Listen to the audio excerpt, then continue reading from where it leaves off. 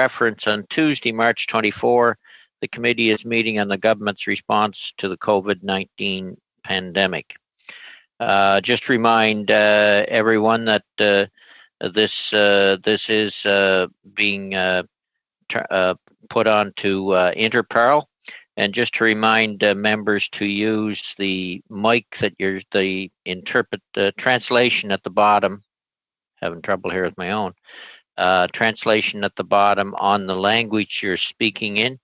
It comes through that way, and speak as slowly and clearly as you can for the benefit of our translators.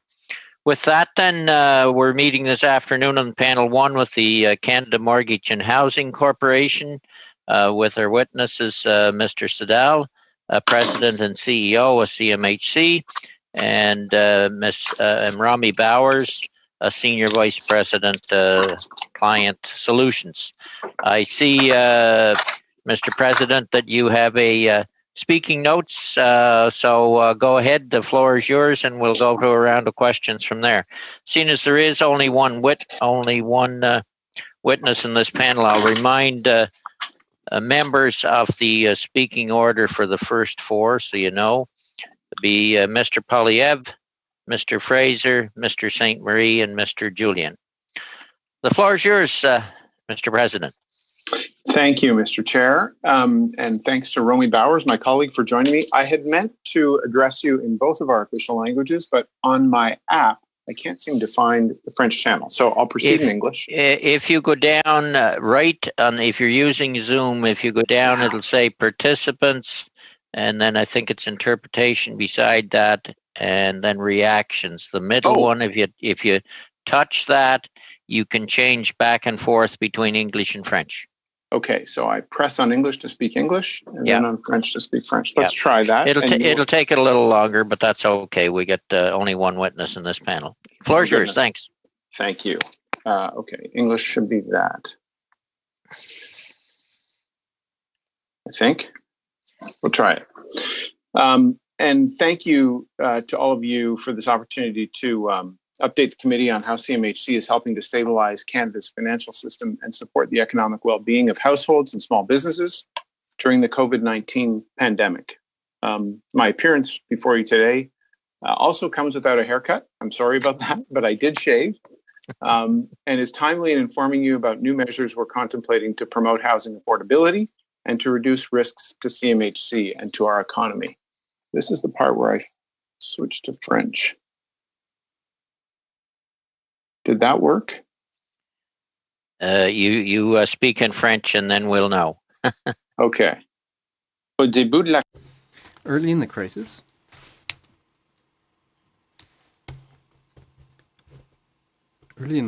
in coordinated action with the Bank of Canada and the Department of Finance, we relaunched the Insured Mortgage Purchase Program. This tool helps ensure that banks have access to reliable term funding. Just if we could, it is coming through in both languages. Are you sure you're on the French one? Okay, make sure you're in the French one. Okay. Because what happens when you're not on the right one, both languages come through at the same level. Okay, come on, say. Okay, I'll start again. I found the channel. Early in the crisis, in coordinated action with the Bank of Canada and the Department of Finance, we relaunched the Insured Mortgage Purchase Program. This tool helps ensure that banks have access to reliable term funding so they can continue their lending activities and housing markets remain functional. Under the current revised program, we stand ready to purchase up to $150 billion of insured mortgages. We are also prepared to expand the issuance of conventional securitization programs as needed. In addition, we acted quickly to help Canadians who are having difficulty paying their mortgages or rent due to income loss because of COVID-19. In coordination with private mortgage insurers, we are offering temporary deferral of mortgage payments for up to 6 months. We estimate to present that 12% of mortgage holders have elected to defer payments, and that figure could reach nearly 20% by September. The same mortgage deferral relief is available to our multi-unit clients in order to facilitate rent relief for their lower income tenants. And we have taken steps to ensure that nonprofit and cooperative housing providers continue to receive federal rent subsidies for low-income tenants, even if their current agreements with us have expired. In both cases, we have insisted that recipients of federal support refrain from evictions during the crisis. More recently, the Prime Minister announced that CMHC will administer the Canadian Emergency Commercial Rent Assistance for small businesses. The program will lower rent by 75% for small businesses affected by COVID-19. While the program is not housing related, we are pleased to use our real estate expertise to help struggling entrepreneurs.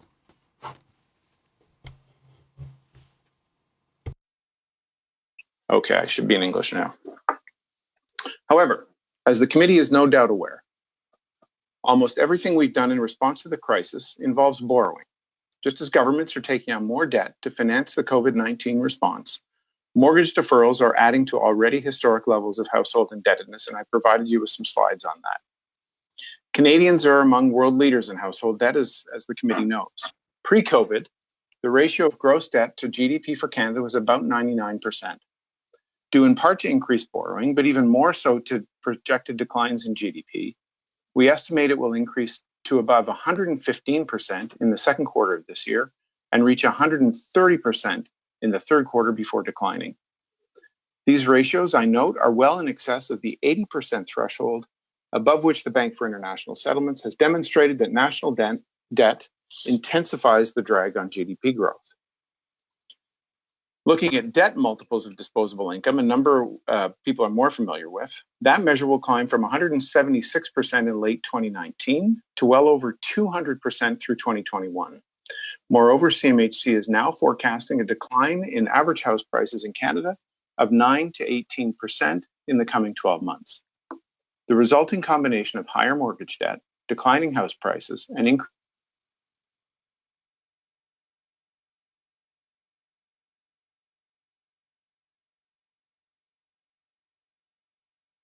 We lost you somewhere there.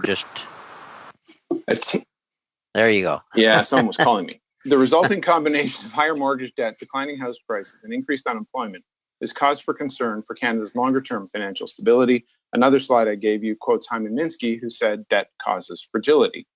A team, therefore, is at work within CMHC to help manage a growing debt deferral cliff, as we call it, that looms this fall when some unemployed people will have to start paying their mortgages again. That's assuming some economic recovery.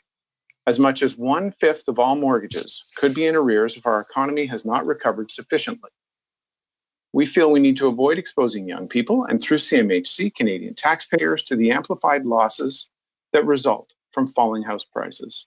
Unless we act, a first-time home buyer purchasing a $300,000 home with a 5% down payment stands to lose over $45,000 on their $15,000 investment if prices fall just 10%, which we are forecasting. In comparison, a 10% down payment offers more of a cushion against possible losses. If there is an insurance claim, and there will be more, CMHC will be called upon to cover these losses. We're therefore evaluating whether we should change our underwriting policies in light of developing market conditions. I should say that our support for homeownership cannot be unlimited. It's like blood pressure. You can have too much, you need some.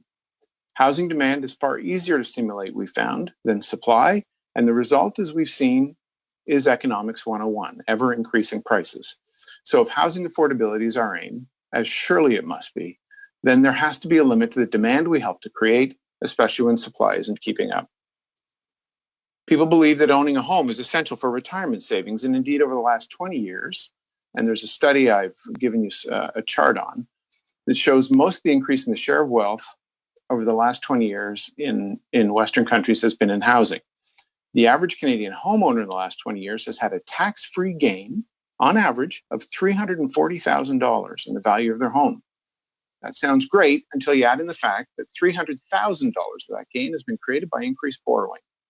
These house prices and debt levels are increasingly out of reach for young people. And in fact, home ownership tends to be lower in countries with higher incomes. In addition to restraining our underwriting practices to limit excessive borrowing, we at CMHC must also take decisive urgent action to accelerate the supply of rental housing. We've taken steps to do so in funding under the National Housing Strategy, which is very much focused on creating more affordable rental housing for Canadians. The federal government is contributing billions of dollars to housing, along with provinces and territories. I should say the municipalities can continue to help by accelerating their approvals, contributing land, and or waiving fees and taxes to support the development of affordable housing, as well as revising their property tax regimes through a lens of impacts on housing affordability. In wrapping up, at CMHC, along with our 2,000 colleagues, Romy and I remain fully committed to our aspiration that by 2030, everyone in Canada has a home that they can afford and that meets their needs. If anything, COVID-19 has brought the value of stable shelter into sharp relief, strengthening our resolve. Thank you, Mr. Chair. I'd be happy to answer any of your questions, and Romy will join me for the harder ones. Thank you, thank you very much. Some very interesting points raised in those remarks. We'll start with a 6-minute round, starting with Mr. Polyev. Pierre, the floor is yours. Interesting points. It's bloody terrifying, Mr. Chair. In fact, Mr. Siddell, the reason you were cut off is because of the overload of terrifying data you were pouring into your microphone. It shut the system down. If I heard you right, you're saying that within a year, household debt to GDP could reach 200%. Did I hear that right? You did. In fact, we think it could be more, Mr. Polyev. I mean, that is astonishing. We would have twice as much household debt than we have economic output in the country. And that's on top of corporate debt and governmental debt. Do you have any idea how much this will increase? What will be the total public and private debt to GDP ratio by the end of next year for the Canadian economy? I do not. That number that I quoted you was debt to disposable income, which is not income. It comes after necessities. And there's a number that's often quoted of 176% as of the last quarter of 2019. That number will go up to approaching 230% in the third quarter, depending on a range of economic forecasts, but the one that we're using. That's as a share of disposable household income? As a multiple, yeah. And then you had one that was a multiple of GDP. Can you repeat that again? That number was 99% at the end of last year. And if I remember correctly, it gets to 117% in the second quarter. So I'd say above 115 in my remarks. And It could be 130 by the third quarter. Wow. And you say that the Bank of International Settlements suggests that anything over 80% is a drag on economic growth. Contributes to a drag. And the reason for that, if I may just ramble, I won't ramble, if I may be precise, is that you're effectively converting future consumption into debt service payments. Right. And as a result, the economy suffers. Now, you said that there could be a 9 to 18% drop in housing prices. The debt that Canadians hold is collateralized against housing. If Canadians default on their homes after their housing prices have dropped, there will be a default loss, and it is your job to cover that loss as the primary mortgage insurer in this country. As of the end of 2019, your book was at $493 billion, almost $500 billion. How much could CMHC and thus taxpayers stand to lose this year as a result of mortgage default loss? We actually don't expect to absorb our capital.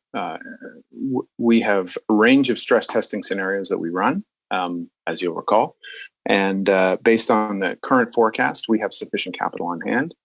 We had a dividend that we were scheduled to pay, a $2 billion dividend to the Government of Canada. We have decided to withhold that liquidity in order to cover claims. Amazingly, notwithstanding these numbers, they are forecasted to recover. And Canadians do a very good job of paying their mortgages, even when they're underwater. So our loss forecasts are not extreme. What are they? I will look them up, and I will return to that. I don't have it in front of me. How many Canadians do you expect will default on their mortgage in this calendar year? I will try and get you that number too. All right. Now, you have vastly expanded your operation in response to the COVID crisis. You have, along with the government, instituted a mortgage purchase, insured mortgage purchase program, and expanded Canada Mortgage. Government involvement, government insurance, and government purchases of existing mortgages could lead to distortions in the marketplace where risk is separated from reward and put on the backs of taxpayers rather than on the backs of those who profit from it. As far as we can tell, banks don't adjudicate insured mortgages differently than from uninsured mortgages. And so, and I've got the answers to your question, your prior question. And so at an extreme, we'd worry about it. For a short period of time, this is a regime that's served us well in Canada, and it means that we have a CMHC to absorb losses like this and help people stay in their homes. There are something like, well, as I said to you, we think deferrals could get up to 20%. Right now, 12% of mortgages are in deferral, either through support through ourselves and the private mortgage insurers or banks directly. And that's a form of resilience, I'd suggest to you. And sorry, if I may answer your prior question. Please. So our moderate stress test would suggest we could have claims losses of up to $9 billion over time as a result of these events. Okay, thank you for getting that information so quickly. And then finally, you are buying mortgages from banks, basically, and other insured lenders. They want to get the maximum price for the mortgage products you're buying from them. And their shareholders depend on getting the best price.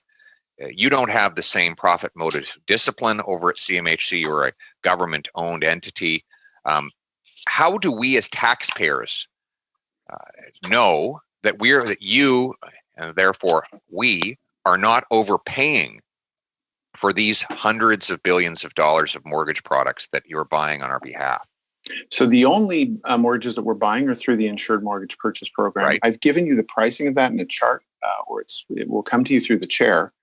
You will see that our pricing is deliberately competitive versus market products. In fact, we peg it off something called covered bonds. Right. Covered bonds are sold in the market to European investors. They're effectively securitized mortgage bonds.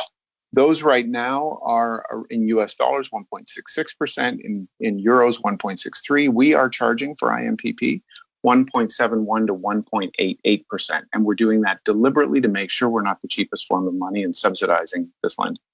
And covered bonds are, last question, covered bonds are an alternative to government-backed mortgages, but they constitute a very small part of the Canadian landscape. Yes.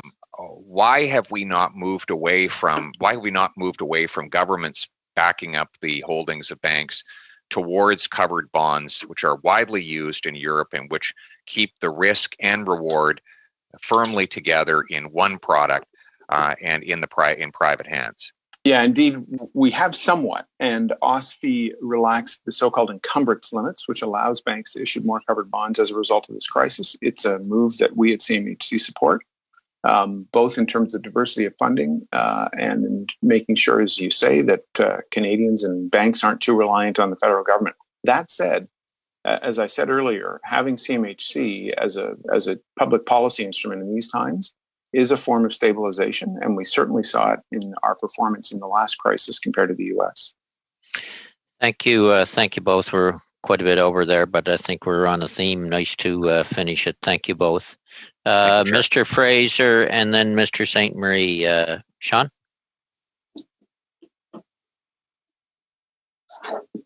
Hello. Sorry, I had to adjust my microphone. Thank you so much to our witness for being here. I know you mentioned you're here without a haircut. I recently got a haircut in the very seat I'm sitting in now. I let my wife do it in the living room, so if it looks a little unprofessional, I have her to actually thank. I think it's passable, that's for sure. You're a braver man than me.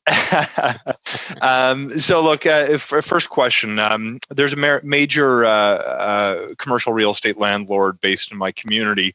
Upon the announcement of the commercial rent assistance program being rolled out, one of the very first calls I made was to them to ask how if it was going to help their tenants stay in business if they take access. And they very quickly pointed out that the lack of clarity around why someone may need a mortgage in order to take part in the program was potentially going to be an obstacle. One of the things that I committed to do was to go back to the government and see if we could make sure that businesses that perhaps don't take mortgage debt but may issue unsecured bonds to finance properties or some other instrument could similarly have access. Could you comment on how a business like that will be able to access the commercial rent assistance program? The commercial, the CECRA, as we call it, we live in an acronym-rich environment. I'll use the acronym. Was designed to be delivered through CMHC just because it's easier to do that. By virtue of our legislation, we had to do that through a mortgage or find another way. And you'd be amazed at how much work it took to find another way. But in summary, we did by having a mortgage ready to register that we don't register and that upon forgiveness is relieved. And so there's a technical way for us to deliver this program to landlords who do not have mortgages. It strikes me that this is sort of similar to some of the other programs that have been launched by the government over the past number of months. It's really a matter of using the existing mechanisms to get cash to distressed businesses or households as quickly as possible and figuring out how to expand those on the heels of the program being introduced. Is that sort of a fair assessment as to how this particular decision went? We knew we'd find a solution. We were very confident we would, but until we had authorities and clarity on that, we couldn't say so. So we announced it with confidence we could deliver. Excellent, thank you. I think it is helping, for the record, quite a few businesses. I want to just go to some of the scary data that you shared during your remarks, as my colleague Mr. Poilievre put it. I think the scariest piece for me was the fact that you said it's going to be 2030 before you can project that everyone's going to have access to a home they can afford, notwithstanding the financial difficulties that others are in. It's unconscionable to me today that homelessness is such a prevalent feature of Canadian society. And I think this pandemic has really shone a light on not just the social and economic consequences, but the public health consequences that people face if they live in a housing insecure environment. I'm curious if you have suggestions on what the federal government could most effectively turn its mind to help expedite the effort to provide affordable access to a home for all Canadians. Yeah, thank you for the question. I do want to say, if I may, that I didn't project it would be by 2030. It's our aim. You know, we've had persistent homelessness in this country, and eradicating that and making sure everyone in Canada has a home they can afford and that meets their needs is a reason we have an entity like CMHC. The building of affordable rental housing in dense locations will be most supportive of economic growth. It's sustainable economically and environmentally. Unfortunately, urban sprawl itself creates a need for passenger car transportation, which is not good from a greenhouse gas point of view. You know, and then the other thing is, as I showed you on one of the slides, inequality and higher levels of GDP per capita actually are related to housing. And we've kind of overdone our support for home ownership in this country. And when we do that and supply doesn't keep up because of long lead times, approvals, et cetera, then we have high house prices. So we have to attack both the supply and demand side of the equation. Thank you. Just very, very quickly, you mentioned a significant potential decline over the next year or so of housing prices. Do you anticipate that is going to be a short-term blip on the radar with an eventual bounce back? Or are you projecting this as a market correction that's going to have some staying power? Thank you. We are projecting a recovery that will probably achieve current or pre-crisis levels in 2022. I should say, by the way, if I may just use this time to say that our estimate of losses is that something like 2% of insured mortgages could experience losses. That was a question Mr. Polyev asked. And Mr. Chair, do I have time for one more question? Thank you. Yes, you do. Thank you. Finally, and I'll let you use the rest of my time in your response. We heard from certain witnesses on occasion about the cost of inaction or not taking measures to intervene in the economy. You've pointed to the insured mortgage purchase program of $150 billion that would inject essentially liquidity in the bank's ability to lend to other sectors. I'm thinking about that program and more broadly. Can you talk about the social or economic cost if there had not been a serious economic intervention, not only on the insured mortgage purchase program, but more broadly in the income supports for people and businesses that would have an impact on the housing or mortgage sector? Most certainly. Our primary defense, of course, against this virus are our healthcare workers, but a very close second is a secure sanctuary of a home. And we're seeing in places where that housing is a little more precarious, whether it's long-term care or homeless people, the difference in that. And so, income support has actually been the primary measure through which people are paying their rent and staying in homes. So the CERB, the Canada Emergency, I can't remember what CERB stands for. I've got so many acronyms in my head, forgive me, has been the primary form of rental support. And it's been such that we didn't feel we had to offer supplemental rental support on top of that. Excellent. Thank you, Mr. Chair. Those are my questions. Okay. Thank you both. Turning then to Mr. St. Marie and on to Mr. Julian. Gabriel.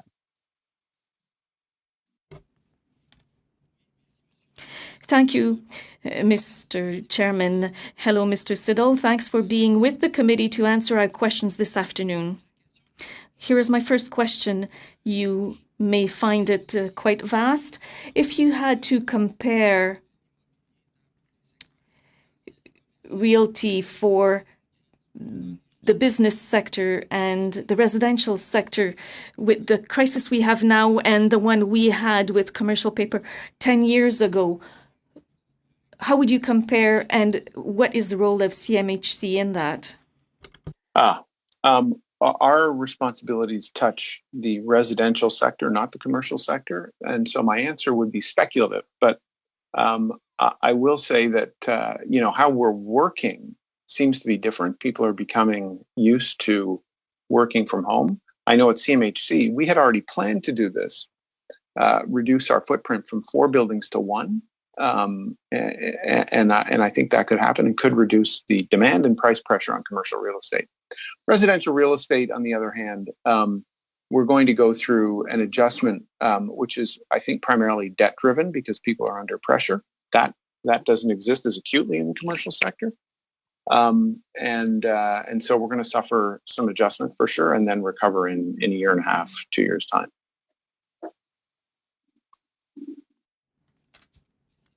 Thank you.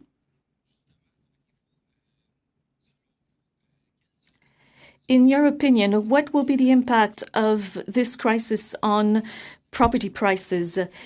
There is a loss of income, there will be many more bankruptcies, and this could put a downward pressure on prices.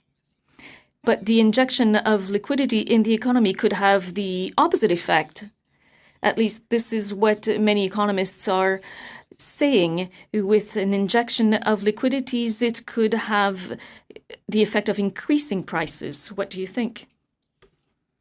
It's a tricky question. So we forecast that house prices on average nationally will decline 9 to 18%. There will be greater declines in places that are oil producing regions, of course, Alberta, some part of Saskatchewan and Newfoundland, and also in places where house prices got ahead of themselves, Toronto and Vancouver, or more ahead of themselves, if you will. Governments create a bridge to the future by providing liquidity. And so we've done that through the Insured Mortgage Purchase Program. That bridge needs a landing place. We need a solid foundation for economic growth.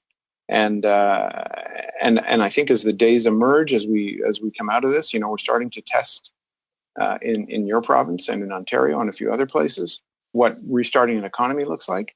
Hopefully we can do that in a responsible way, and that bridge comes sooner, and that liquidity will dissipate over time as growth pays for it.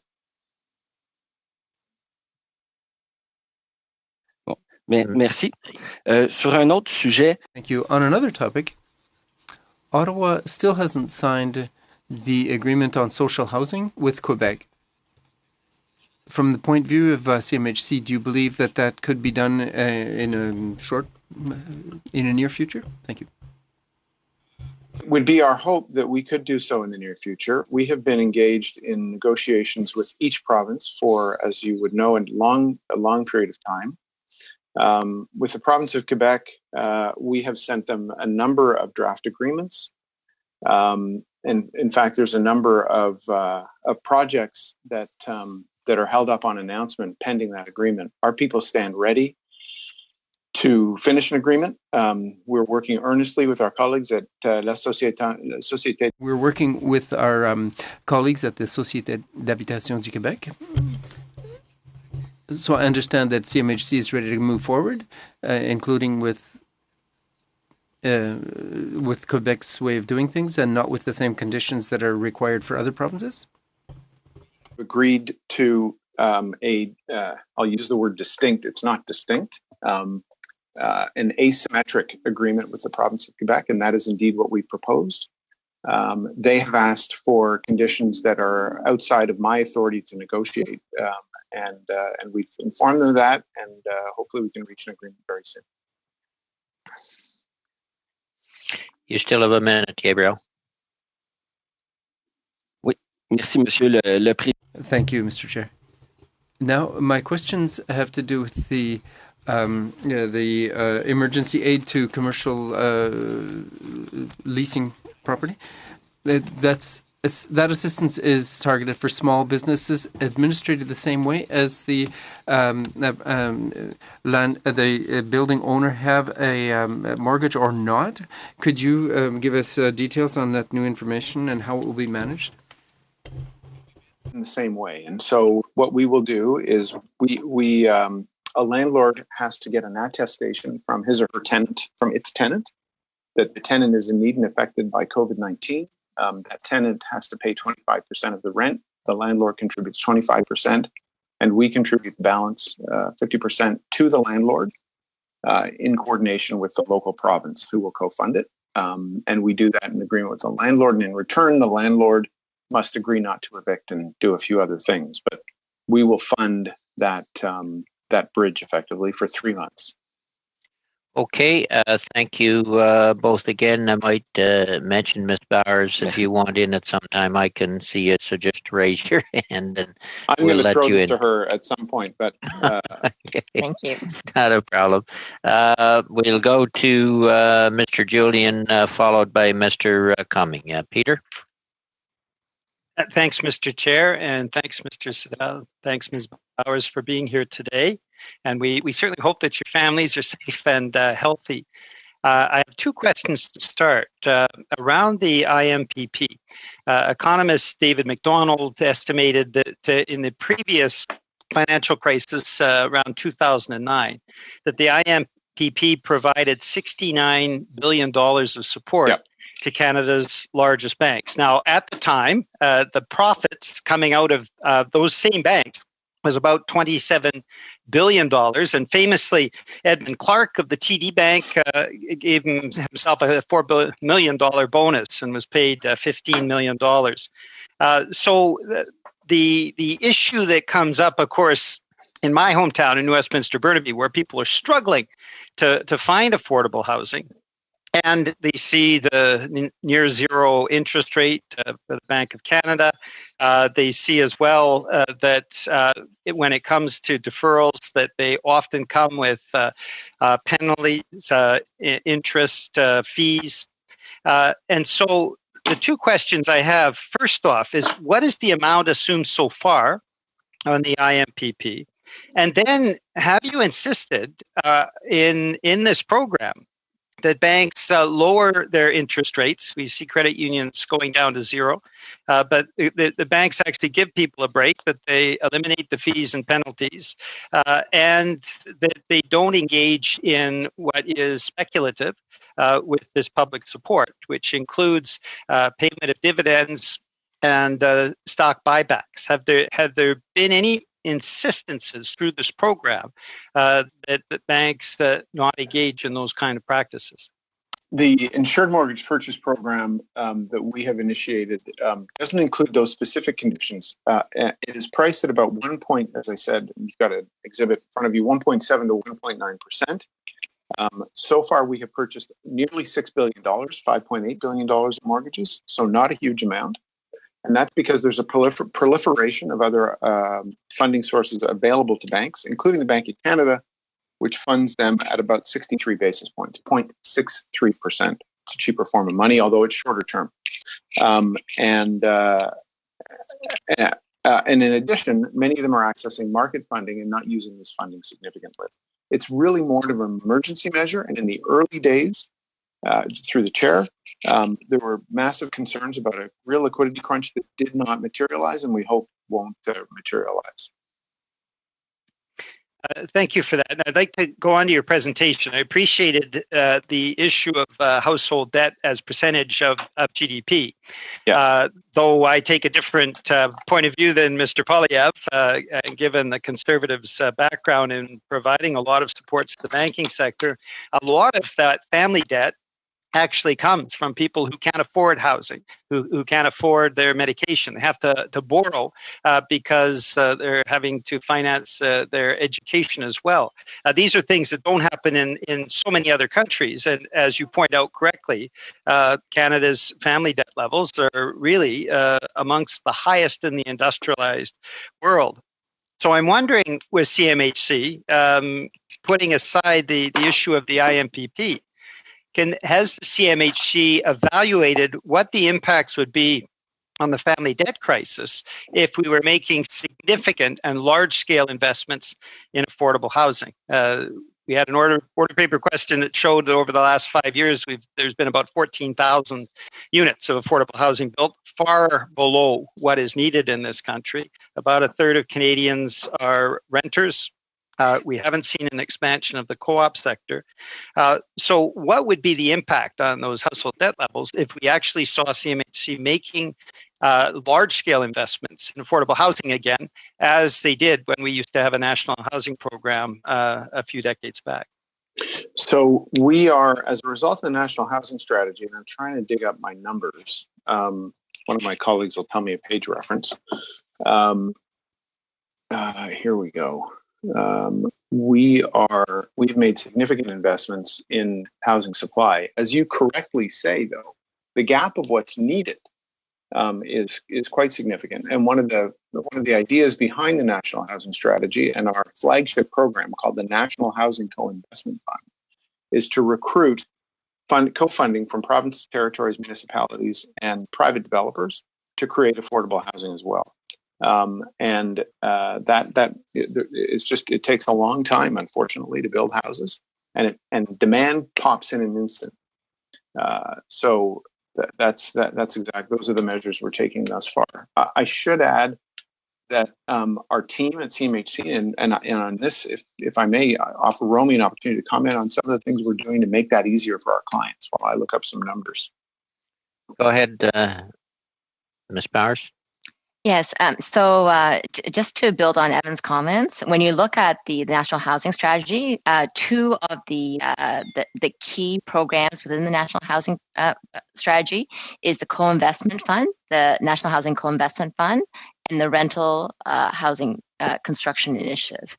And these two programs are intended to support the creation of supply. But as Evan mentioned, it does take time to create the supply. We're in the 3-year mark of the national housing strategy, or nearing the 3-year mark, and we're making progress in terms of meeting our targets, and we're on track. In combination, these two programs will lead to the increase in the housing supply, affordable housing supply of in excess of 125,000 units, but that's over a 10-year period.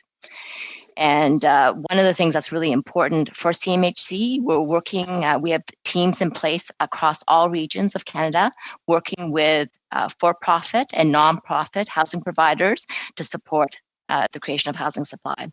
But we recognize that these programs alone are not enough, and we need to bring more partners to the table. So we have people on the ground working with municipalities, working with the private sector to investigate any other opportunities there are to support the creation of housing supply. Under those two programs, sorry if I may, the Rental Construction Financing Initiative, we have we've committed $6 billion in loans since that program started in April 2017.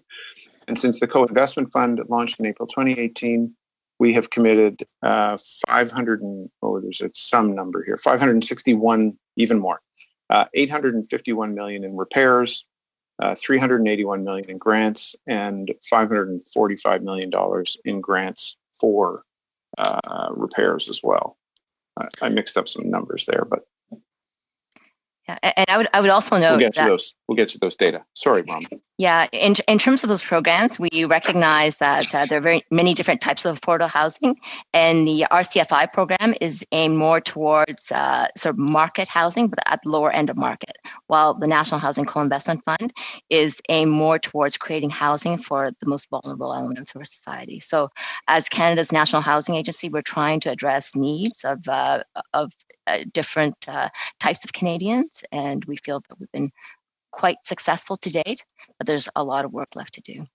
The headline number to give you is $18 billion spent since the launch of the National Housing Strategy through CMHC on housing in Canada. 18 billion spent since the launch of the National Housing Strategy. Okay. Some of that is loans. Okay. Thank you, and you'll have another round coming a little later, Peter. Turning to Mr. Cumming and on to Ms. Zerowitz after James. James? Great. Well, thank you for appearing today. Can you tell me what was the rationale in having CMHC deliver the CECRA program rather than the banks, given that the CEBA program was being administered by the banks? It was that's a good question that I'm not sure I can unpack quickly enough. The short answer is the CEBA program, I believe, flows through BDC or EDC. Forgive me. We did talk to ISED, Industry, Science, and Economic Development, I think it's called, the old industry department, about that as an option. It was easier to operationalize and more efficient to do through CMHC. That's the short answer to your question, and that's the answer. So with the program, have you been set with measurables, deliverables, KPIs? Like, how are we going to measure the success of this program and the execution of the program? We will. I don't think we have specific KPIs. We, CMHC, however, are administering the program in a way to try and minimize the amount of evictions. Now, unfortunately, there are some businesses that are going to struggle, and for whom this won't be sufficient support. Indeed, some of them may have been in trouble going in. So it's a hard egg to unscramble. So have you had to change your staffing contingent? Like how are you going to execute this new program? Is it with existing staff, or how is it going to be executed? Yeah, thank you for that question. Because we're devoted to housing, of course, and as a matter of strategy, this is in a crisis, it's all hands on deck. You help where you can, but we've designed it in a way to minimize disruption to our operations, and we've actually outsourced most of this activity to a third-party provider. We're providing oversight. Who's the third-party provider? I'm not sure we've released that publicly, and so I'm not sure I can share that with you right now. It was done through a procurement process, as you would imagine. Details are emerging on the 25th of this month. We will get you that answer separately, though. Okay, if you could follow up with details on that. Of course. And then, because this is the rent abatement it's backdated. So, what kind of process have you got in place to make sure that those funds flow back to the tenants? There has to be an agreement that we have to see that the money flows to the tenants. Okay, it's a requirement. So I'll give you an example. I have a wellness clinic in my constituency, and they will, by the time this is all said and done, will have had to pay 4 months rent on 11 days worth of income. And their landlord's refusing to apply for SECRA. And they also use subcontractors, and they can't apply for any other Government of Canada programs, although there may be some relief with them with CEBA now. So what would I tell this tenant, Tammy, about what are the prospects for her with the rent relief program? We believe that there's some misinformation about the program. And as I said, we'll be releasing details on the 25th of May. And in that information, because I've actually just approved the text of that release myself, it's now going through other processes. There's information as to what a tenant can do to talk to its landlord about why. Look, the alternative is very expensive litigation and collection from people. Unless, in a healthy business, it would be irrational to not support a tenant. So we've heard from a lot of landlords and from tenants around this program. And one of the complexities of it is now the government has decided, both levels of government, that they'll provide a 50% rent subsidy. And now, but within that, there's a 25% picked up by the landlord, 25% picked up by the tenant. And I understand the landlords could pick up more. But there's a complexity in it, in that there's common area costs, there's utility costs, there's a lot of things that landlords do. Wouldn't it make more sense to be able to say, listen, we'll pick up 50% of the rent, given the situation that they've been closed, and allow the landlord and the tenant to come up with their own agreement as to what the other half looks like? Could be a blend and extend, it could be a variety of different things. And really, at the end of the day, as long as they attest that they've got an agreement, then they should be able to go forward. You design these programs in a highly constrained, multiple constrained environment. One of the things we didn't want to do is overly interfere with negotiations between landlords and tenants. We didn't want to be bailing out failing businesses. And we wanted to make sure that there was skin in the game on the part of landlords. The nature of the rent relief agreement is a matter between the landlord and the tenant. And we wanted to make sure it was clear to the landlords, in order to help these tenants, that we'd be willing to cover more than just the net rent, but the gross rent, as you say, including property taxes, common area costs, and utilities. So on the enforcement side, can you elaborate? How are you going to be able to enforce this? Like, how are we going to make sure that the tenants receive this money that's been owed to them? Thank you. An important question. This is a forgivable loan. And so if the only way the loan to the landlord gets forgiven is if the landlord plays by the rules and passes the savings on to the tenant, and has to do so through an agreement. So that's the mechanism we'll use. That all cleared up, James? Because you're over time, but if you got a supplementary to finish this round, you're okay. Oh, I'm good. Thanks. Okay. All right, Ms. Zerowitz, and then on to Mr. Morantz. Julie? Thank you so much, Mr. Siddell. Thank you for being here, and thanks to Ms. Bowers for being here. Very important discussion. This won't surprise you. The number one issue during the last campaign was affordable housing, and I'll tell you, with this pandemic coming out of it, it'll continue to be a top issue for the residents in my riding of Davenport. I will tell you that we've had a number of nonprofit organizations want to help build some affordable housing options in the riding, but they have found that they found the process a little bit onerous, a little bit long, not easy to engage in. And so my question is, in an era where, I heard that you said we're trying to create 125,000 new units over the next 10 years, and I know our need is so substantially much higher than that. Yeah. What is it? And we're now in the era of agility and flexibility and trying to do the impossible. What can the federal government do at this point to help CMHC accelerate more affordable housing options? Well, I want to give Romy an opportunity to brag about your properly pointed criticism about how hard it was to deal with us in the first instance. And that's a function. It's not Romy's fault. It's my fault. We designed a program that I insisted we launch quickly, and as a result, it was a little clunky to start. But Romy, could you just talk about what we've done to speed those processes up, and then perhaps answer the question? Yeah, for sure. And yes, yeah, thank you very much for the question. And to really put it simply, we've become a much more client-centric organization. I think before what we were trying to do is not consider the needs of the client, but trying to fit people into different programs that we have. So the new mindset and the new processes that we have is to, in the first instance, understand what the needs of the client are, and then to trying to find a solution for them. And I do apologize to your constituents who have had difficulty with our programs. I can assure you that there has been an effort underway for the last 8 months to really look at our processes and to make significant improvements, starting with having detailed discussions with the clients before they even start the application process. So I hope the fruits of that effort is slowly being felt, and we're always very happy to have discussions with you. We have staff across all regions of Canada, and we're very happy to engage in these kind of discussions to make sure that the money is getting to the people who need it most. And as you probably know, recently there was an announcement by the mayor of Toronto to announcing some modular housing units that are being built in response to the COVID crisis. And again, that's an example of CMHC staff working very constructively with municipal leaders to make sure that money is going where they're needed most. And I'll just add, certainly more money is needed, but our plan, because the federal government has made substantial investments by the National Housing Strategy, is to make sure that provinces and territories are doing their part with match funding, and also the municipalities are helping us by speeding up approvals. So that gets me to my almost to my next question. You had mentioned a comment how home ownership is lower in high-income countries. Is that because there's more rental options, affordable rental options available?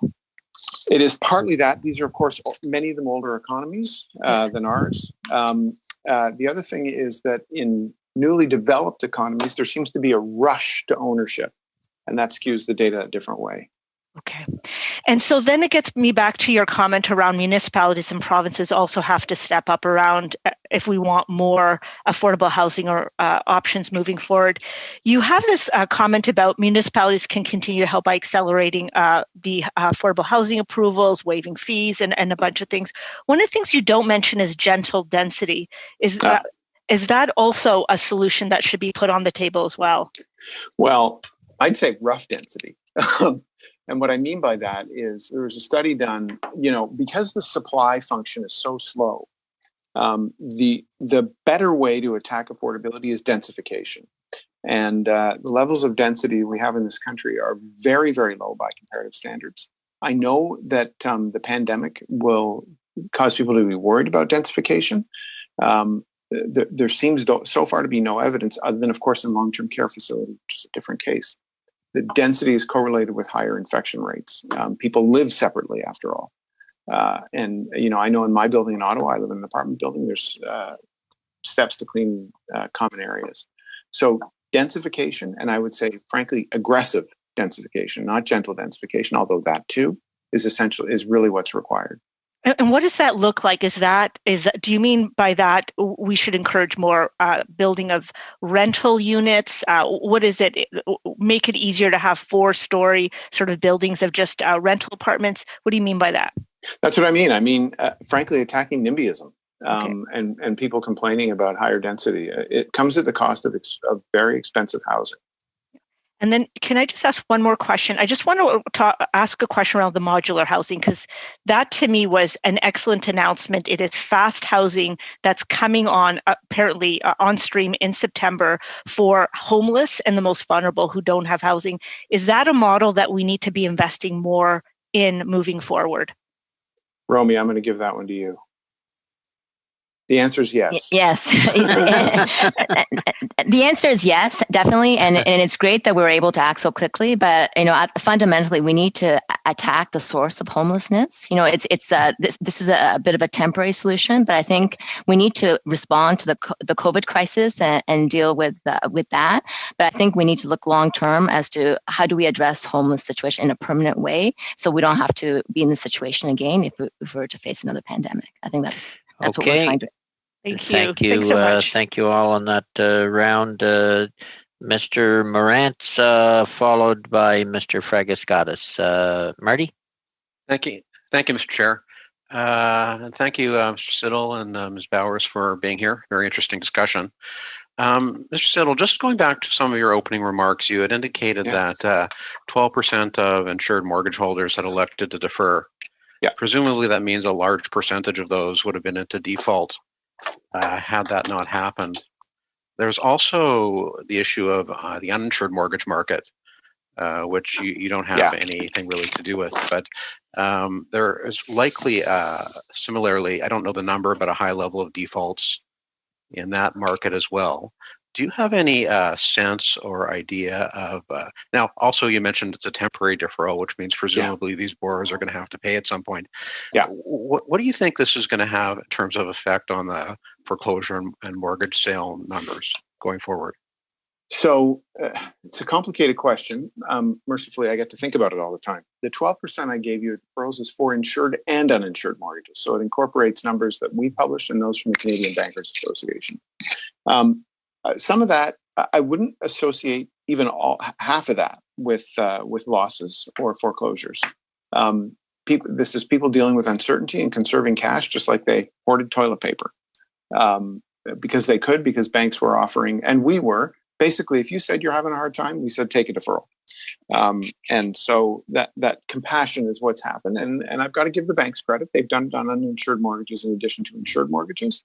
And our two private competitors were lockstep with us, Canada Guarantee and Gemworth Canada. The impact is going to be that those mortgage deferred payments are added to the principal outstanding. And so it increases our indebtedness. And that's one of the causes behind the numbers I gave you. Is that been agreed to by the banks, or is that the way what's going to happen? That they'll be capitalized? That's contractually what they'll be capitalized. Yeah. Okay. Yeah. Now, you also mentioned in your opening remarks, I want to circle around to a couple of things, really, a few topics around cost. So in the last number of meetings, we had the opportunity to talk to both the governor of the Bank of Canada and Mr. Giroux, the PBO. Both have said that they think interest rates are going to go up. I'm curious to hear your thoughts on that as well. I know no one has a crystal ball, but I wouldn't substitute my views for those of the governor. Yeah, those are pretty strong views. You did mention in your opening remarks that you wanted to look at adjusting your underwriting policies. I presume that meant to make them more strict, but I want to hear from you just to get clarification on that. And also whether or not you anticipate CMHC premiums will go up for consumers as well. In other words, is it going to become more expensive and more difficult for Canadians to attain the dream of home ownership, or is it going to become more difficult because of these factors? You can see my bodily reaction when I hear this dream of home ownership thing come up, because that view, unfortunately, trees don't grow to the sky. And what's going to happen is the musical chairs game is going to come to an end. And young people who are very highly leveraged, in fact, if they get an insured mortgage, they're borrowing at something like 83 or 85 to 1. And that's before they borrowed their down payment from their parents or from their RSP or things like that. So, let's extract the dream of home ownership from my question so you're not stuck on that. And if I could just get an answer from you with respect to the substance of the question. Yeah. So we can look at a bunch of things. We can look at pricing, certainly. We can look at down payment requirements. We can look at credit score requirements. All of those things are on the table. We're actually doing some work right now. And because we're doing that work right now, I didn't want to keep that information from the committee. And so I included it in my statement. We're talking to our board of directors this week about all those variables and what we can do. Do you think CMHC fees might go up? Not in the short run, because our pricing work actually takes a long time and we have to look at an economic cycle. Yeah. But we may restrict the business we do in the short run. Now, the $2 billion dividend, is that an annual thing? Is it every year you give a dividend, or is it unusual? Or it's unusual. Well, it used to be unusual. So over the last 10 years, we've earned about $17 billion of profit that go to reduce the deficit. That's incorporated into the federal government accounts. Off to the side, we accumulate cash. And if that cash doesn't go back to the government, we sit on the cash and invest it. That's dumb because it can be used to repay debt. So we paid a special dividend someone will correct me, 2 years ago, I think, of $4 billion. Maybe it was last year. And we were scheduled to pay another $2 billion. In addition to that, we pay a regular dividend. And that's basically to just make sure the money goes to retiring debt instead of sitting burning money in my pockets, if you will. Okay. So, but the government would have received a $2 billion dividend, maintain that instead of for liquidity purposes. Mr. Chair, just one other quick one, if I might. Go ahead, we get time. Sure. Just also in your comments, you indicated that you thought that, despite, I guess, a reduction in the value of the housing market, that you expressed the opinion that in 1.5 to 2 years' time that we'd be back in terms of housing prices to where we are now.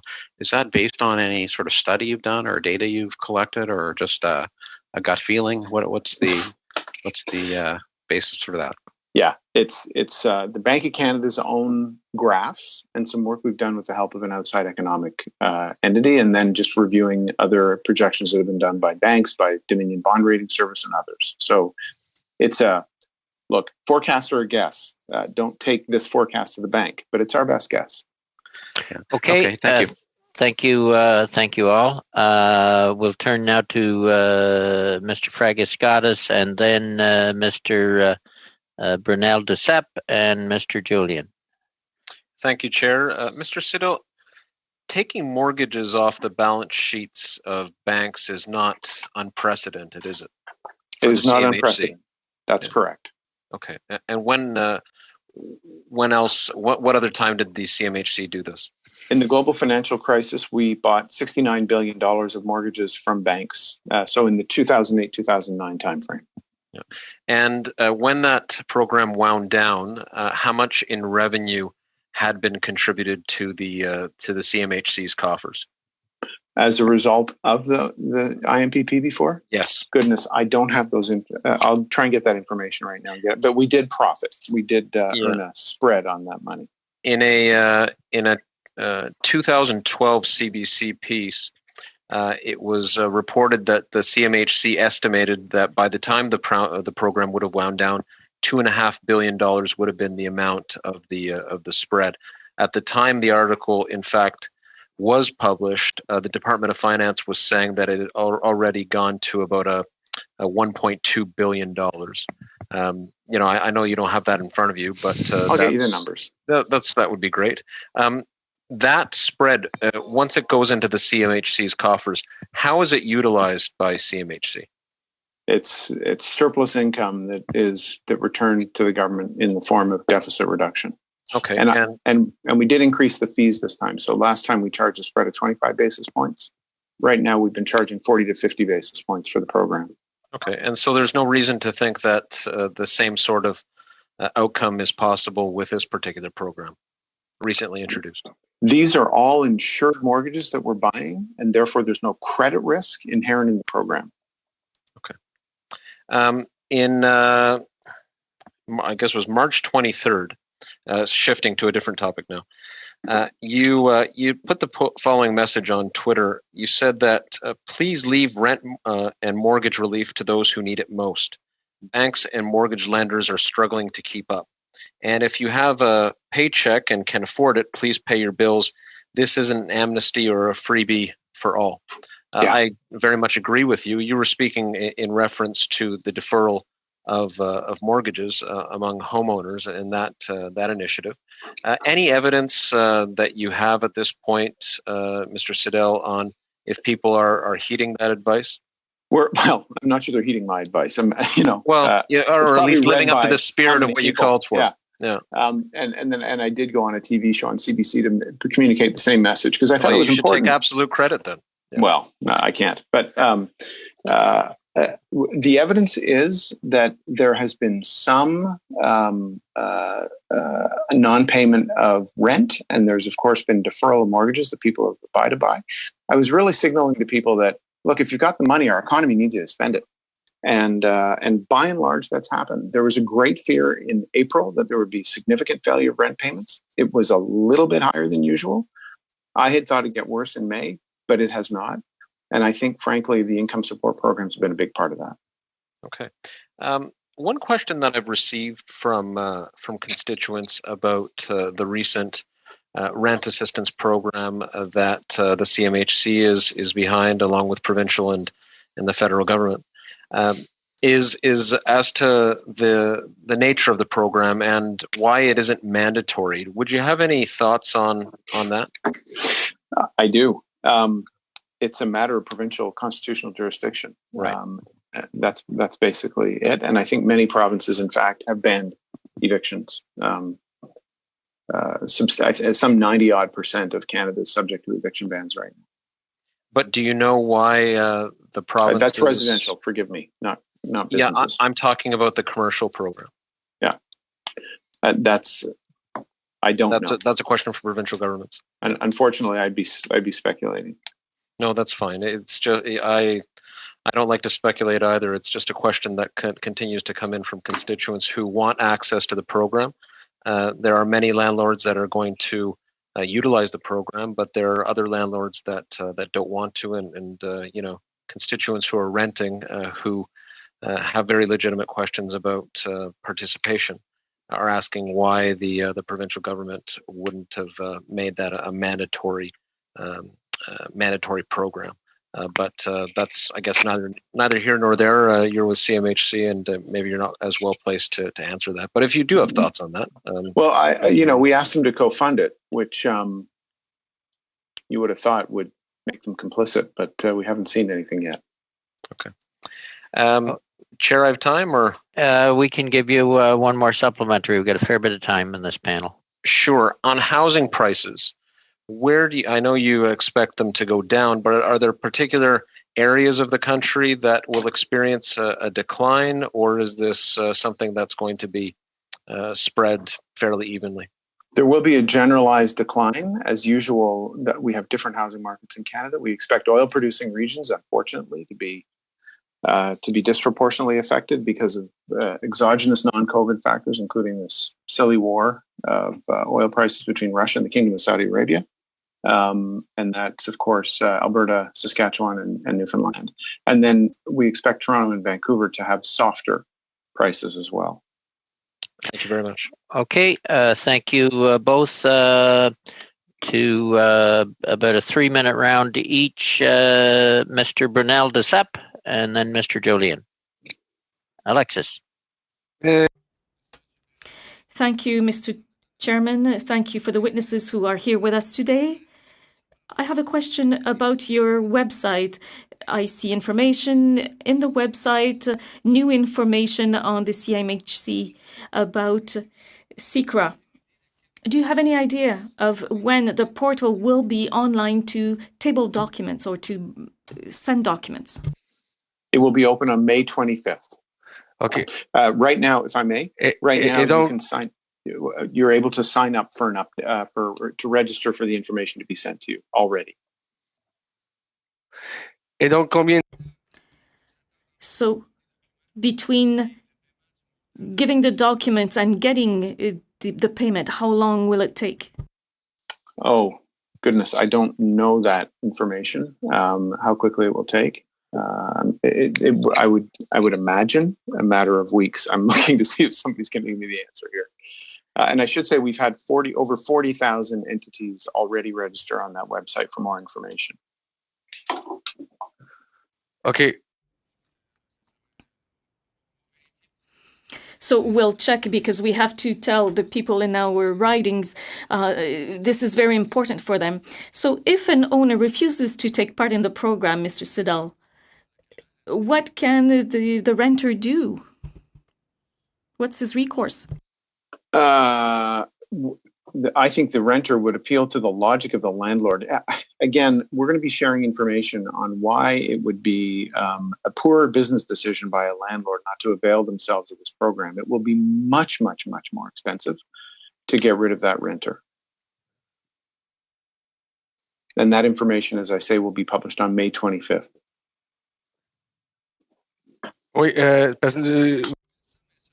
You say that, but according to the Retail Business Council of Quebec, 90% of landlords don't want to take part in it. 40% of businesses could register, but they're owners or landlords don't want to take part in it. So this can create a lot of problems for renters. 70% reduction in income is an excessive criteria. This means that a lot of small businesses can't participate, and it excludes all small businesses that do not have a mortgage. Chains are excluded as well. Did the government evaluate well the efficacy of this program, and how can we make it accessible to everyone truly? Well, we spent a lot of time looking at who should be included and excluded, and it really took I wish I could tell you how much time we spent analyzing all these things. And this is the balance that was struck in the decision that was made by the Prime Minister and the Minister of Finance. I wanted to just elaborate on my earlier answer. It will take 1 day to adjudicate a claim, and the money will flow within 1 week, is what my team is telling me. May 25th, I think it's the week of May 25th, probably perhaps not the exact day of May 25th, but it will be very, very fast that this money will flow. Is that okay, Donc, on Alexis? pourrait s'attendre à des paiements là, pour le premier. So we can expect payments on June 1st. We will aim for payments as soon as June 1st. Okay. Then turning to, thank you, Alexi. Turning to, and I believe you had your hand up, Elizabeth. I'll take you later. Mr. Julian, and then on to Mr. Polyev. Peter? Thanks very much, Mr. Chair. I've got 4 pretty rapid fire questions. I'll do my best. I appreciate your availability today. I'll just get the 4 out, and then you can answer depending. First off, when it comes to commercial rent relief, would you agree with many people that the fact that it has to go to landlords that have a mortgage makes it too complicated, and those may be part of the changes, hopefully, that are brought in very, very soon. It's certainly an issue in my end of the country in British Columbia. Secondly, having CMHC manage the commercial rent relief program, doesn't that also mean that you would be able to, if the government chose to, administer a residential rent relief program? And I know the issue of jurisdictions, but the reality is it's the same jurisdiction whether we're talking about commercial or residential rent relief. Peter, could we just take those 2 and then get your other 2, give them time to answer? I think it's easier that way, clearer for everyone. I'll be very brief. We will not require a mortgage. So to your first question, I agree that would be an unnecessary hardship, and that condition does not exist. There was some thinking that might be the case. It's not the case. We could, yes, of course, administer a residential rent relief program, but the decision has been made that the provinces and territories perhaps would occupy that jurisdiction, given that the federal government has provided income support that will help with rent through the CERB. Thank you for that. Now, my other 2, thanks, Mr. Chair. For the 12% deferrals, the CMHC track how many have actually, these mortgage deferrals have been approved without the penalties, interest, compound fees that we have seen, certainly in my riding, so many times. And my final question is in the same vein as Ms. Zerowitz's question. We have half a dozen sites that the City of Burnaby has set aside for affordable housing. We're finding it very difficult to access this. And so the issue when you talk about $18 billion, I'm stunned because homelessness, of course, is increasing in this country. It's becoming a bigger problem in my region, especially. And so is there any sort of internal evaluation that CMHC is doing around how difficult it may be to access the current program and whether the monies that are being laid out are actually helping to address the problem? I'll answer in reverse order, if I may. We publish quarterly our results in terms of construction and units repaired on the National Housing Strategy programs by program. So that is being done. We've achieved an 18% increase in approval times, and we're aiming by the end of the year, notwithstanding the crisis, to have our approval times. So that's underway. With respect to the number of mortgage deferrals that are attracting interest on interest, they all are. That's a contractual term associated with mortgages that people have agreed to. Are you okay with that, Peter?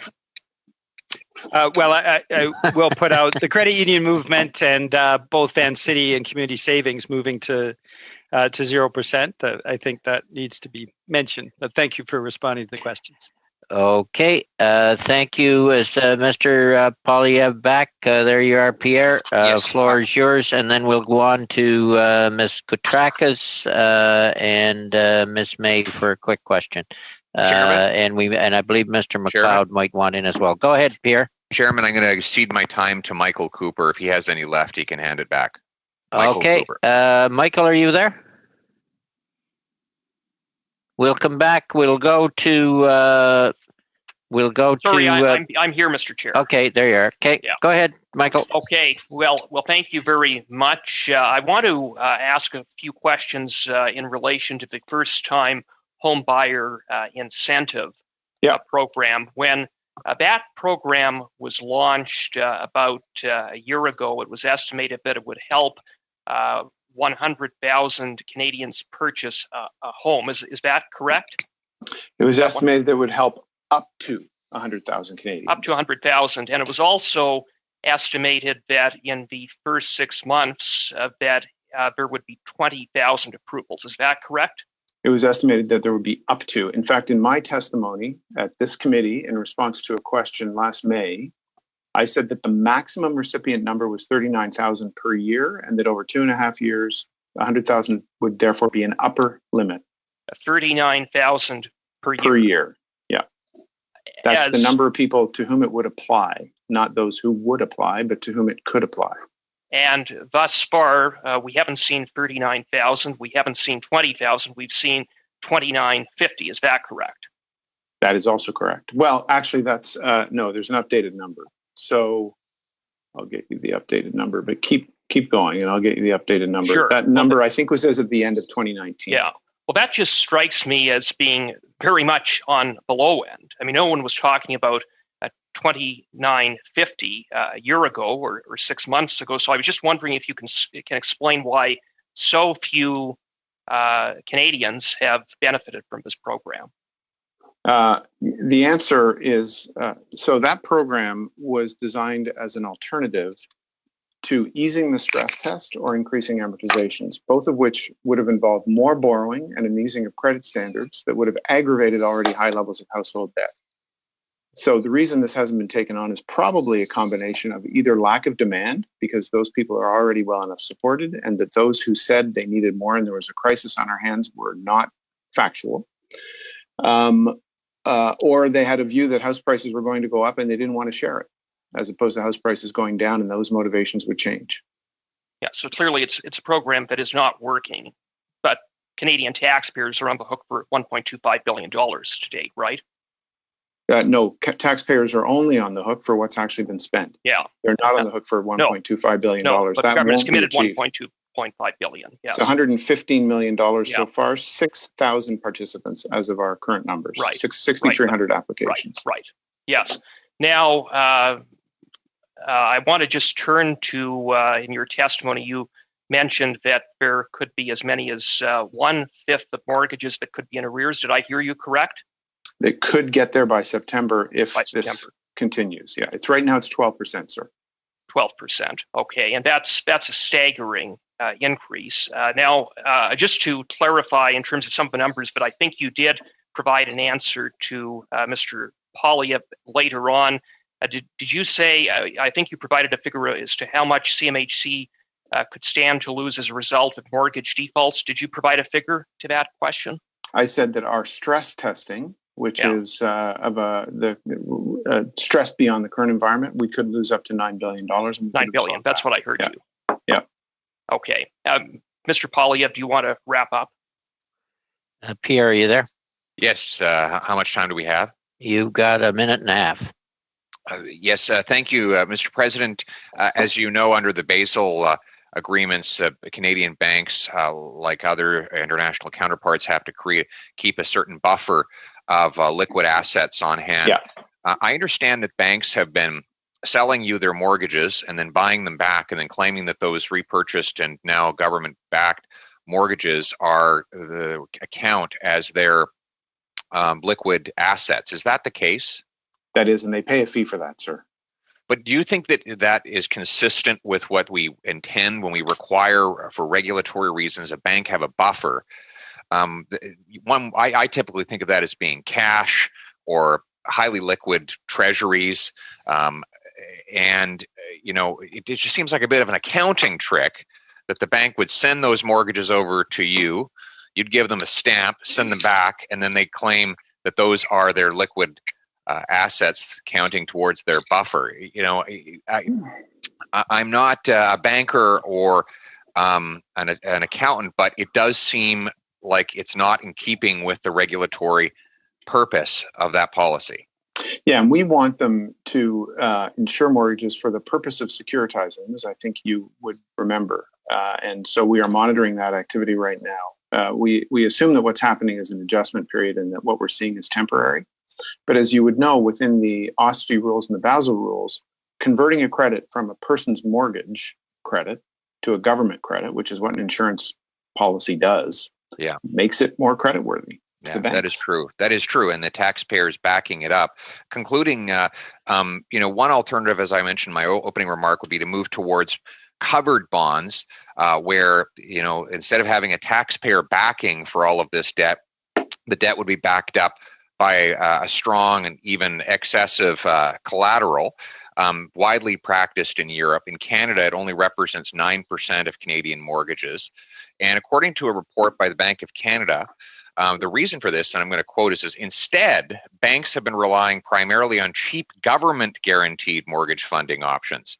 Is it possible that CMHC and the backing of Canada Guarantee and Genworth by the government is actually pushing out this market mechanism that could give us a secure form of backing up our mortgages without putting the liability on the backs of taxpayers? Well, we're careful, Chair, in response to the question. We are very careful to make sure, with the benefit of private competitors, that this is being priced in a market way. We actually charge significant premiums, and that's the result of the reason we've returned $17 billion to the federal government over the last 10 years. It's a market function. It's a commercial function. Okay, we'll have to end it there. That was a very interesting discussion. Learned something there too. We'll go to Ms. Kotrakis, and then a single question from Ms. May and a single question from Ms. Zerowitz. Ms. Kotrakis. Thank you, Mr. Chair. Thank you, Mr. Siddall and Ms. Bowers, for this most interesting discussion this afternoon. I'm going to go back to the CECRA. I've heard from many small businesses in my riding where a lot of the landlords, as many of us have said this afternoon, are not participating in this very important program. In fact, I've heard that some landlords are saying that they have been advised by their lawyers not to participate in this program. Why do you think this is? Self-serving misinformation, frankly. It's not a smart thing to do. It's going to cost them more money. And I don't know if people think they can negotiate a program with us, but that's not the way the world works. Is there anything that we can do to avoid or counter this advice? When we will be publishing information on our website, we will make sure it gets to all members. Excuse me. And please share that widely. I will. And we will, of course, promote it on social media. And then moving forward with our new reality, which is Zoom meetings and working from home, with many employees currently finding success from working from home, there has been some speculation that businesses may choose to maintain a work from home policy even when after the pandemic has passed. In your opinion, can we expect a decline in the number of businesses deciding to rent or purchase physical workspaces? Well, that would require conjecture. I will tell you that at CMHC, before this crisis, as a result of investments we made in IT and in mobility for our employees, and also to make them, to give them the opportunity to work closer with their clients, we did have a reduced footprint of folks at the office, and we were compressing from 4 buildings to 1. That's our experience. It seems to me that there could be a reduced demand for office space, especially as people try to protect their health in the near term. Right. And do you think that this is an issue that may need to be addressed through federal policy or not? Well, I think it's I'm probably outside of my territory here, but the government standing in front of economic forces tends to be a battle that's hard to fight. Yeah, I hear you. We tend to address market dislocations, and we do that pretty effectively, or market failures. That may not be in the category of market failure. Thank you. You're welcome. Do you that it, Annie? That's it for me. I don't have a short one. That's great. I seen Miss Bowers really smile when you said you're outside your territory there. Oh, she should jump in. Romy, did you have any further commentary? Did you want to add anything there, Romy? No, I won't venture. I won't venture into that territory. So Evan gave an excellent response. All right, we'll go with you, Miss May, and then Julie has one to finish up. Okay, I'm not going to try to sneak in two for one, but it's very tempting. I just wondered, we've talked about the densification, the way forward, modular housing. I wonder if you have any comments on co-op housing and CMHC's interest in co-op housing and co-housing models as a way to get more people into their own homes. Yeah, we support a number of cooperative housing, a huge number of cooperative housing ventures, and the Cooperative Housing Federation is a key partner with us in doing housing in Canada. Co-housing is something we've actually looked at as an innovative form of housing as a way to go. And we're looking at what we can do to help pursue research in that area. Okay, thank you. And Ms. Zerowitz, you had a follow-up. Yes, I just had one quick question. I know you had mentioned, Mr. Siddell, that you do not expect the loss to be very high around sort of mortgage defaults. Yeah. To what extent was the new mortgage rules that we've put into place over the last few years a factor in the fact that we will be minimizing that loss? Oh, goodness. If I could have planned a question, that would have been it. And I promise everybody else here that was not a plan. In fact, I was going to say it in response to a question from Mr. Poilievre, because and his questions are so apt because, of course, he was well briefed when he was the minister responsible for CMHC. But had we not imposed the stress test, we would have had higher deferrals, and we would have had more people not paying their mortgages, and we would have had more foreclosures. That is certainly the case. And that has been the result. Great. Thank you. Okay, that's a positive note to end on. We had to take some time to introduce, I think, 7 witnesses. The next panel. Look, I want to thank you, you both for what. Go ahead. As a vice chair, I just want to jump in briefly. I want to say thank you to the president. I have to say this: it is so refreshing to have a witness who comes and gives clear, factual answers. We might not agree on everything, but he knows his stuff and he answers the damn question, which is really refreshing for us who are asking those questions. Pierre, I can't believe this. You and I practically were going to say the same thing before you interrupted me. I was going to say thank you both for what I feel was a very frank and open discussion with very clear-cut answers. So thank you both for that, and I also thank you also for the service that CMHC provides the country at this time when it's much needed. So thank you both for your presentations. Thank you very much for inviting me, and Romy, thank you for making sure I didn't screw it all up. Thank you very much. It's okay, guys, we'll suspend for about 3 minutes and then be on to the next panel. The meeting suspended.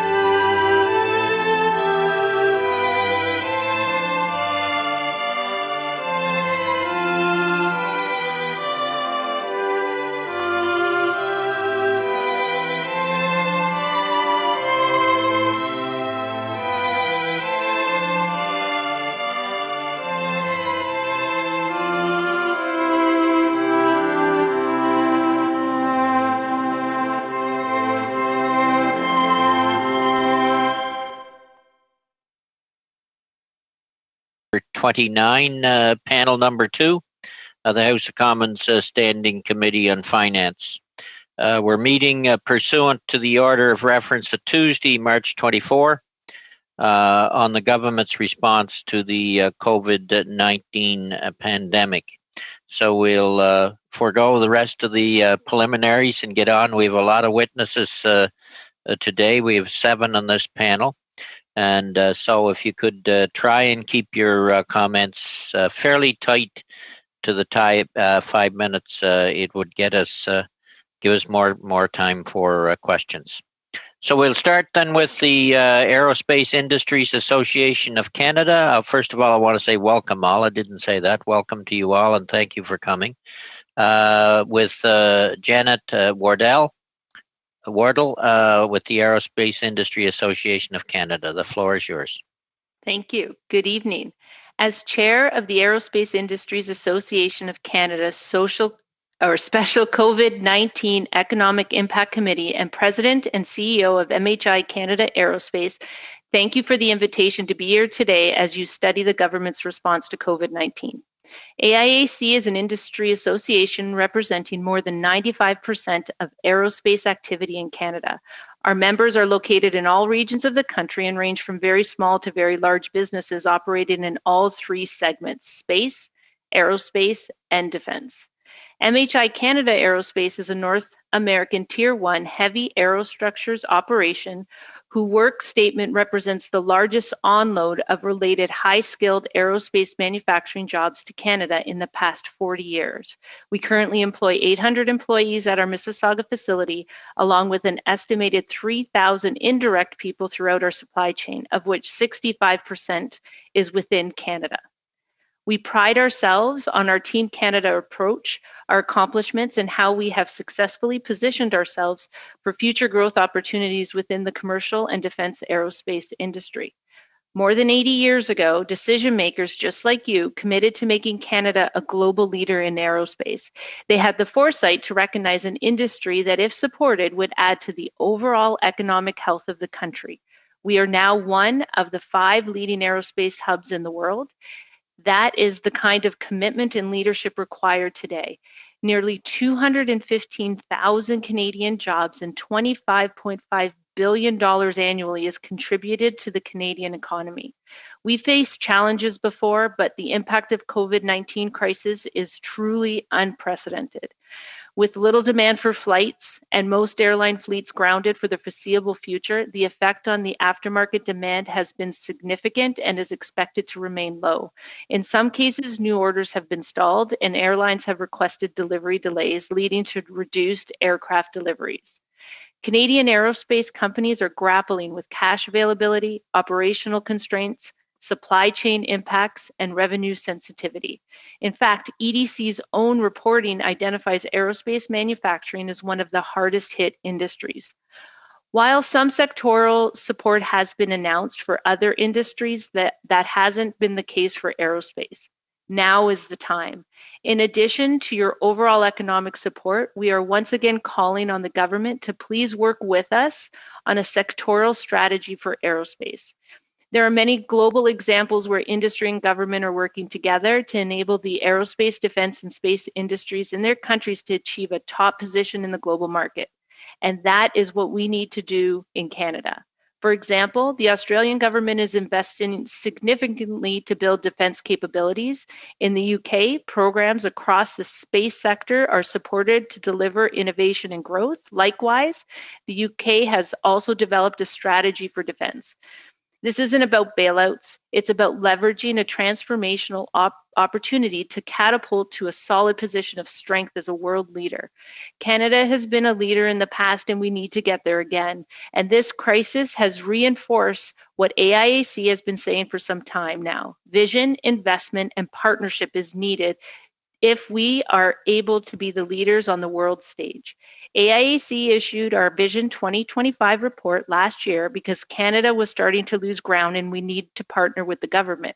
Now, of course, no one could have foreseen the COVID-19 crisis, but we knew that as an industry, we couldn't continue on a downward trend. Too much is at stake. Its recommendations are more applicable now than ever, and our industry, through AIAC, has also identified some additional priorities to ensure we mitigate the severe challenges and position Canada's aerospace sector moving out of COVID. So 1, we need to partner with the government on a plan to allow people to begin flying again in a way that considers safety and respects new social norms. 2, we need to further reform our existing programs that take into account different timelines faced by our industry compared to others.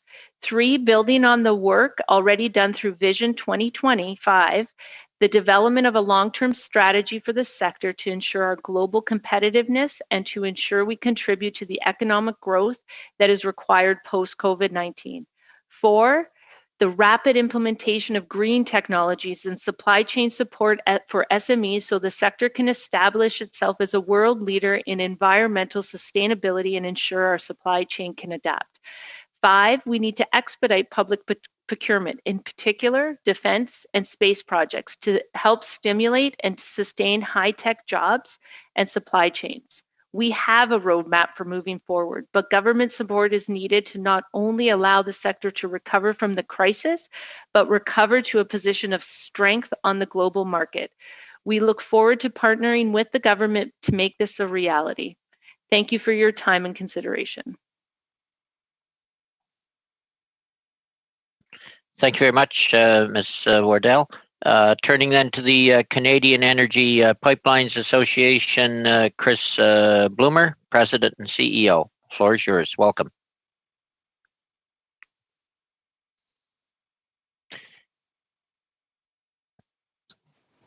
Can you hear me now? Yep. Thank you. I wasn't sure who was unmuting. Good afternoon, and thank you for inviting me here today. CEPA represents Canada's transmission pipeline companies who operate most transmission pipelines in Canada and many of the large pipelines in the United States, and we are pleased to report that our systems continue to deliver this essential service in the face of today's unprecedented challenges. In addition to delivering the energy that enables our essential services to continue operations, CEPA members continue to deliver economic benefits for Canada. In 2018, CEPA spent nearly $14 billion on taxes, goods, services, and capital projects in nearly every province and territory and directly employed over 13,500 people. CEPA members have felt the impacts of COVID-19 too.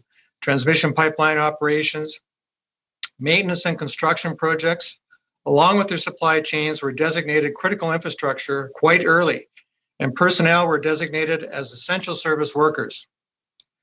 Special protocols have been set up to protect vital control rooms, personnel, and systems, and ensure that the personnel are safe.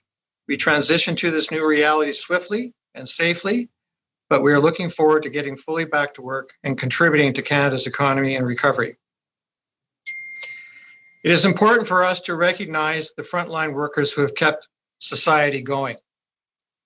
I would also like to thank the federal and provincial governments who ensure that our members receive the advice and equipment they need to remain safe, and the financial aid and liquidity support that are essential to preserve our capacity to recover quickly. Our industry stands ready to do so. The new decade began with cautious optimism for the pipeline sector. We remain optimistic, and we have many opportunities to grow. We are seeing progress on major pipeline projects, including Trans Mountain, Coastal GasLink, Keystone XL, Enbridge Line 3, and expansion of TC Energy's NGTL system. Other major projects in the midstream and petrochemical sectors, such as Interpipeline's Heartland Petrochemical Complex and Pembina Pipeline's Prince Rupert LPG Terminal, will create new infrastructure and value-added processing of natural gas liquids into essential petrochemical products. Recently, CEPA undertook a survey of members to determine what shovel-ready and shovel-worthy projects could be deployed quickly under the right economic and policy regulatory conditions. I'm pleased to report the CEPA members identified almost $7.5 billion worth of new projects, many of which offer significant growth and employment opportunities for Canada.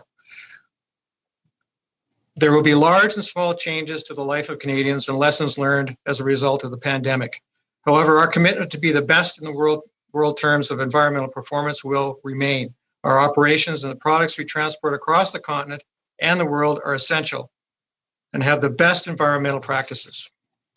For CEPA, another reason to be optimistic is Canada's status as a world leader in environmental, social, and governance standards, or ESG. We know that capital markets are looking at enhanced ESG reporting as Canadians.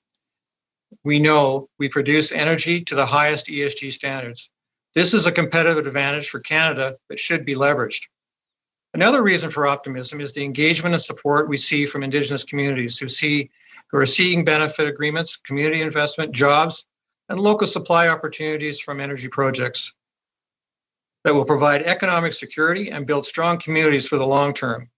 In 2018, CEPA members spent $240 million on personnel, services, supplies, and equipment from Indigenous suppliers. Canada is a leader in responsible energy development, and we have the resource base that can grow to meet energy demand globally. Canada can leverage these advantages as the world recovers. I would like to speak a bit about liquefied natural gas, or LNG. Canada has immense natural resource, particularly natural gas, that is converted to LNG to supply global customers. It would be a powerful engine for the Canadian economy. LNG can bring thousands of jobs and billions of dollars of revenue to Canada for decades and will help reduce the use of coal around the world. Beyond LNG, our liquid-rich natural gas offers the potential to expand a major value-adding industry, the petrochemical sector. Again, these are tens of billions of dollars of potential investment that could provide employment, technology development, revenue, and products for the whole economy. As Canadians, we enjoy the security of our resources provide. The security that has ensured the supply chain that feeds Canadians, helps create the fertilizer that grow our food, provide heat and power for our essential services like hospitals and nursing homes, and provide the raw materials for plastics necessary for the personal protective equipment that keeps our frontline workers safe and continue to operate. Global demand for reliable and affordable energy continues to rise. And despite major growth in renewables, oil and natural gas will remain essential parts of the mixed economy for decades. Natural gas will be foundational, as core to future energy plans and electricity growth. Petrochemical products will also continue to be essential ingredients in the new renewable energy production facilities and systems that connect them. The ongoing global demand for oil and gas will be met one way or another, and Canada should be the first supplier of that energy as a global ESG leader whose oil and gas resources are developed and transported under some of the strictest environmental standards in the world. Canada should be the first molecule of natural gas or barrel of oil produced and consumed in any market because no other country produces it more responsibly. The fact is, Canada has the energy that the world needs in the long into the future. By providing responsibly produced Canadian energy to the world, we will create the jobs and economic and social benefits that our country will need to recover and prosper.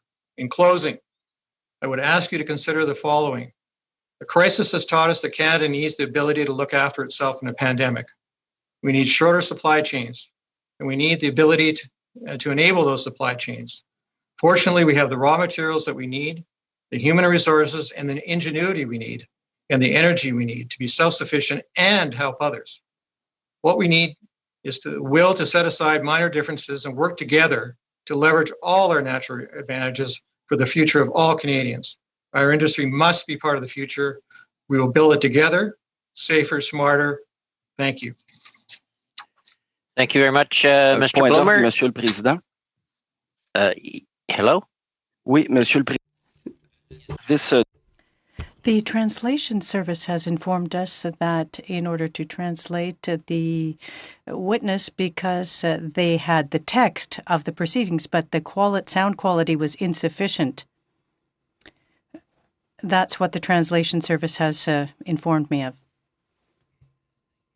Gabriel, we will just have the clerk notify me if the translation service has future problems, and we'll take a break and sort it out.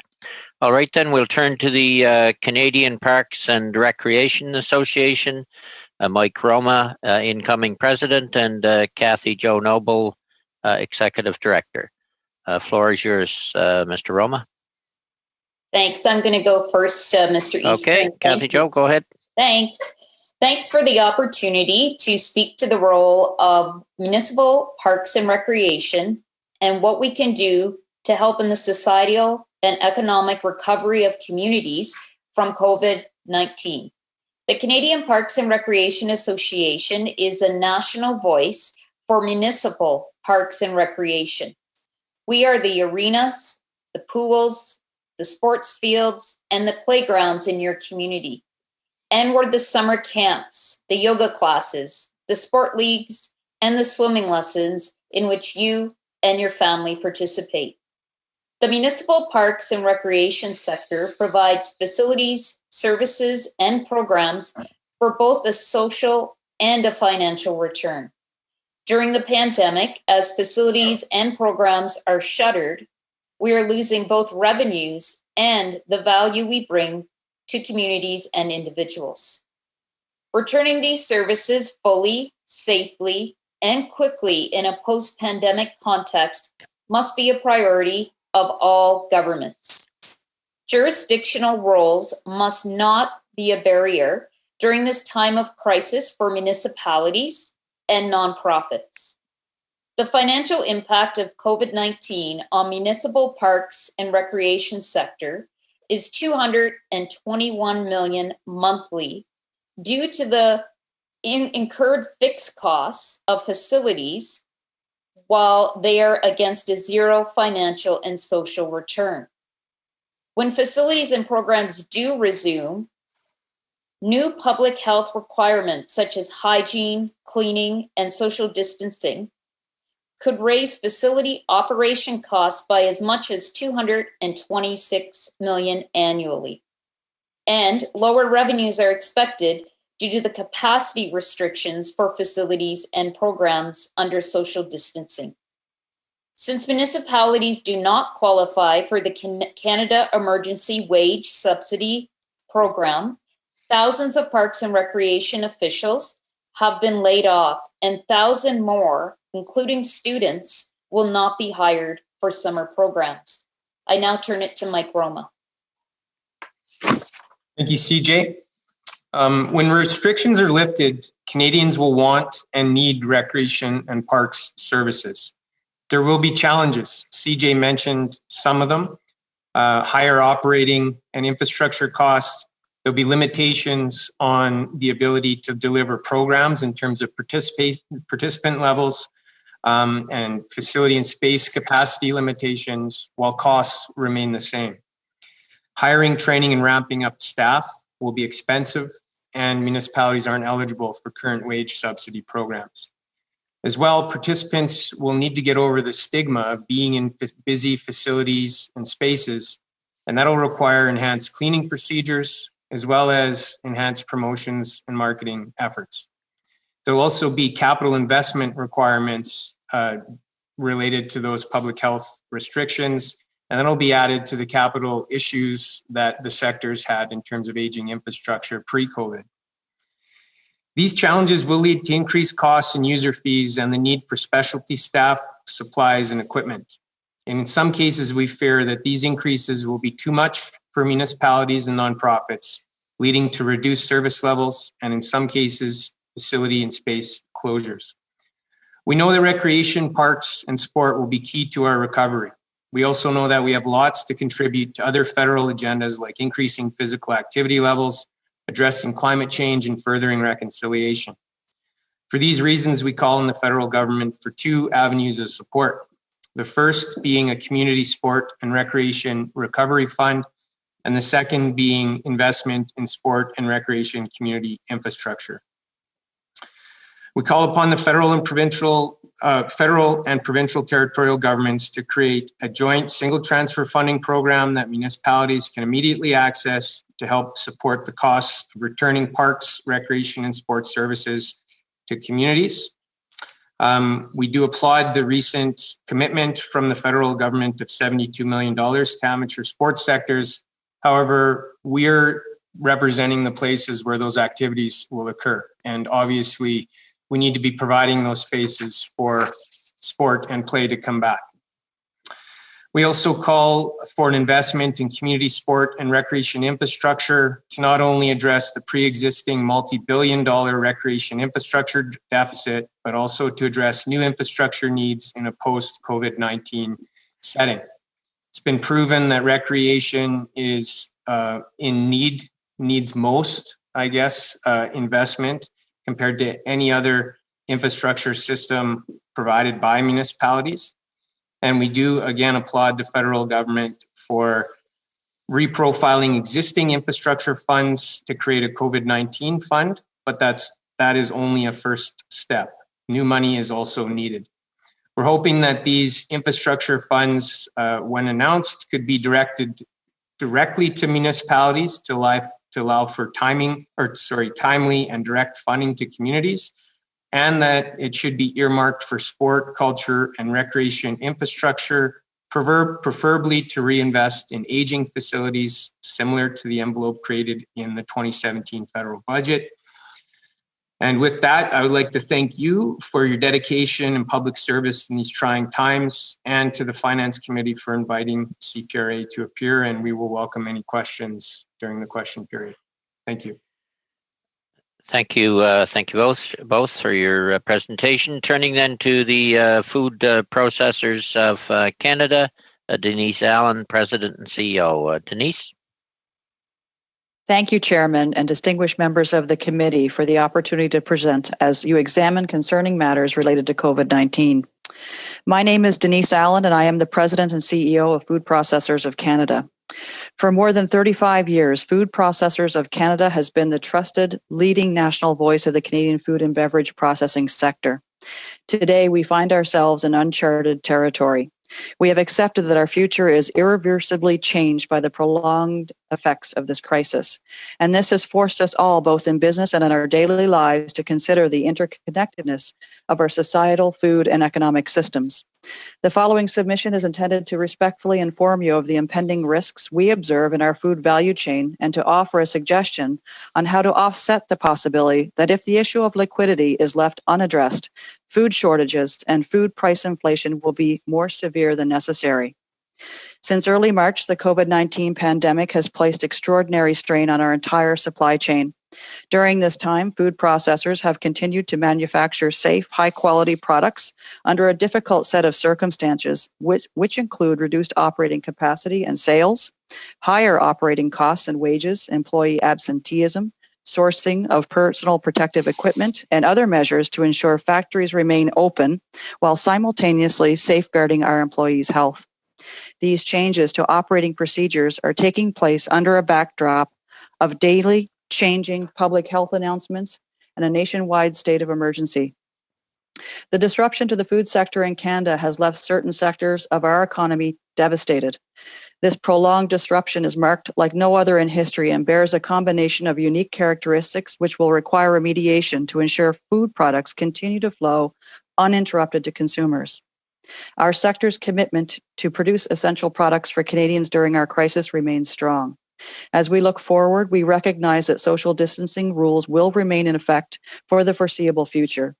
This enormous change to how we plan and run our businesses day to day will have an ongoing effect on productivity and profitability, and has therefore forced us to broaden our analysis and risk mitigation plans to include the interconnected parts of our food system.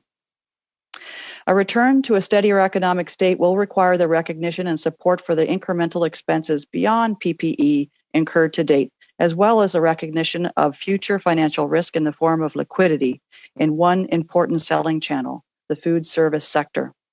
Our government's recent announcement that it will provide targeted support to food processors by creating the Emergency Processing Fund is welcomed support.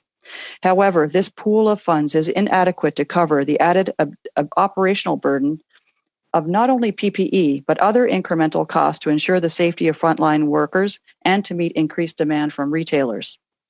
Through the collection of source data from businesses, we have extrapolated an estimate of approximately $1 billion in added operation expense assumed by food processors alone.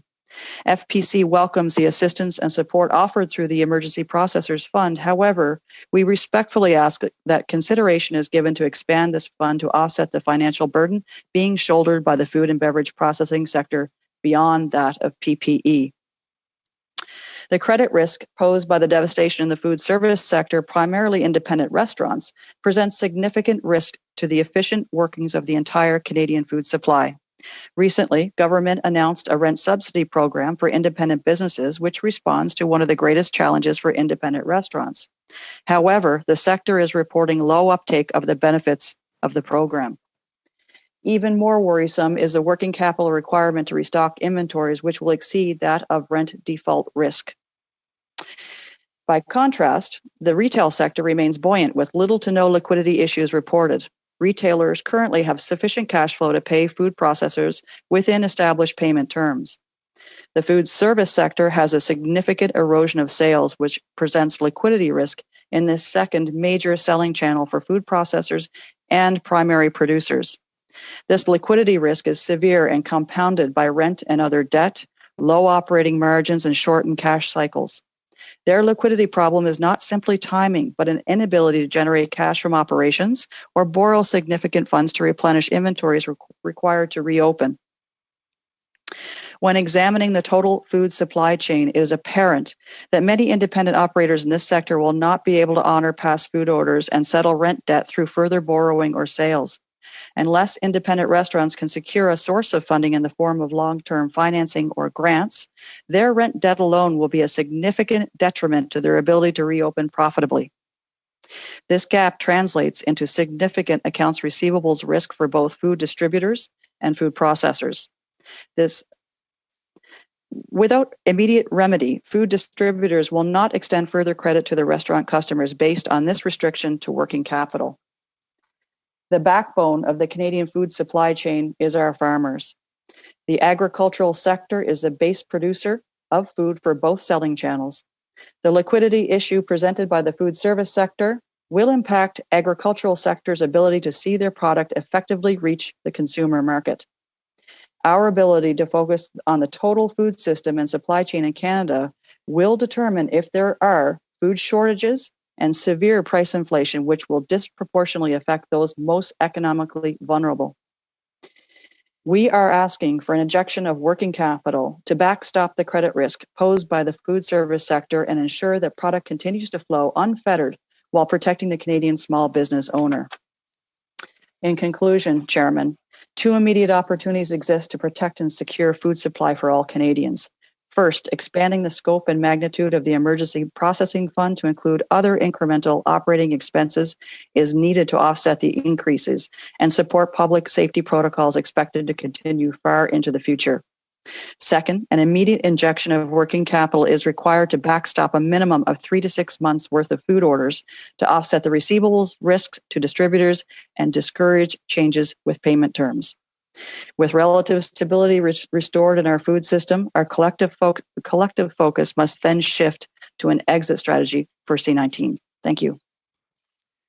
Thank you very much, Denise. Turning then to the National Association of Friendship Centers, Mr. Shepard-Biot and Jocelyn Formsma. Go ahead.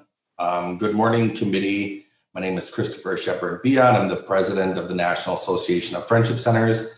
And I want to recognize that today I'm on Treaty 6 territory, and I'm thankful for the welcome that they have shown me since being here. I am joined today by Jocelyn Formsma, who is the executive director of the National Association, and we thank you for the invitation today. Sorry, Mr. Biot. Sorry, Mr. Chair. I think that there's a problem with the sound. The David, I can't hear you either. You cannot hear me either? There, I can hear you now.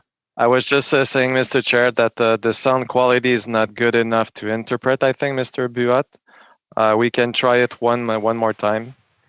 Just go fairly slow and talk to your close to your mic as you can, Mr. Shepard-Biot. Sure. Good morning, committee. My name is Christopher Shepard-Biot, president of the National Association of Friendship Centers. Want to recognize I'm on Treaty 6. I'm joined by Jocelyn Formsma, the Executive Director of the National Association of Friendship Centers. We represent over 100 local friendship centers and provincial and territorial associations in every province from coast to coast to coast, except Prince Edward Island. Friendship centers are urban Indigenous community hubs that provide a wide range of programs and services for every demographic of Indigenous people, including prenatal, healthy babies, families, children, youth, adult, and seniors programming.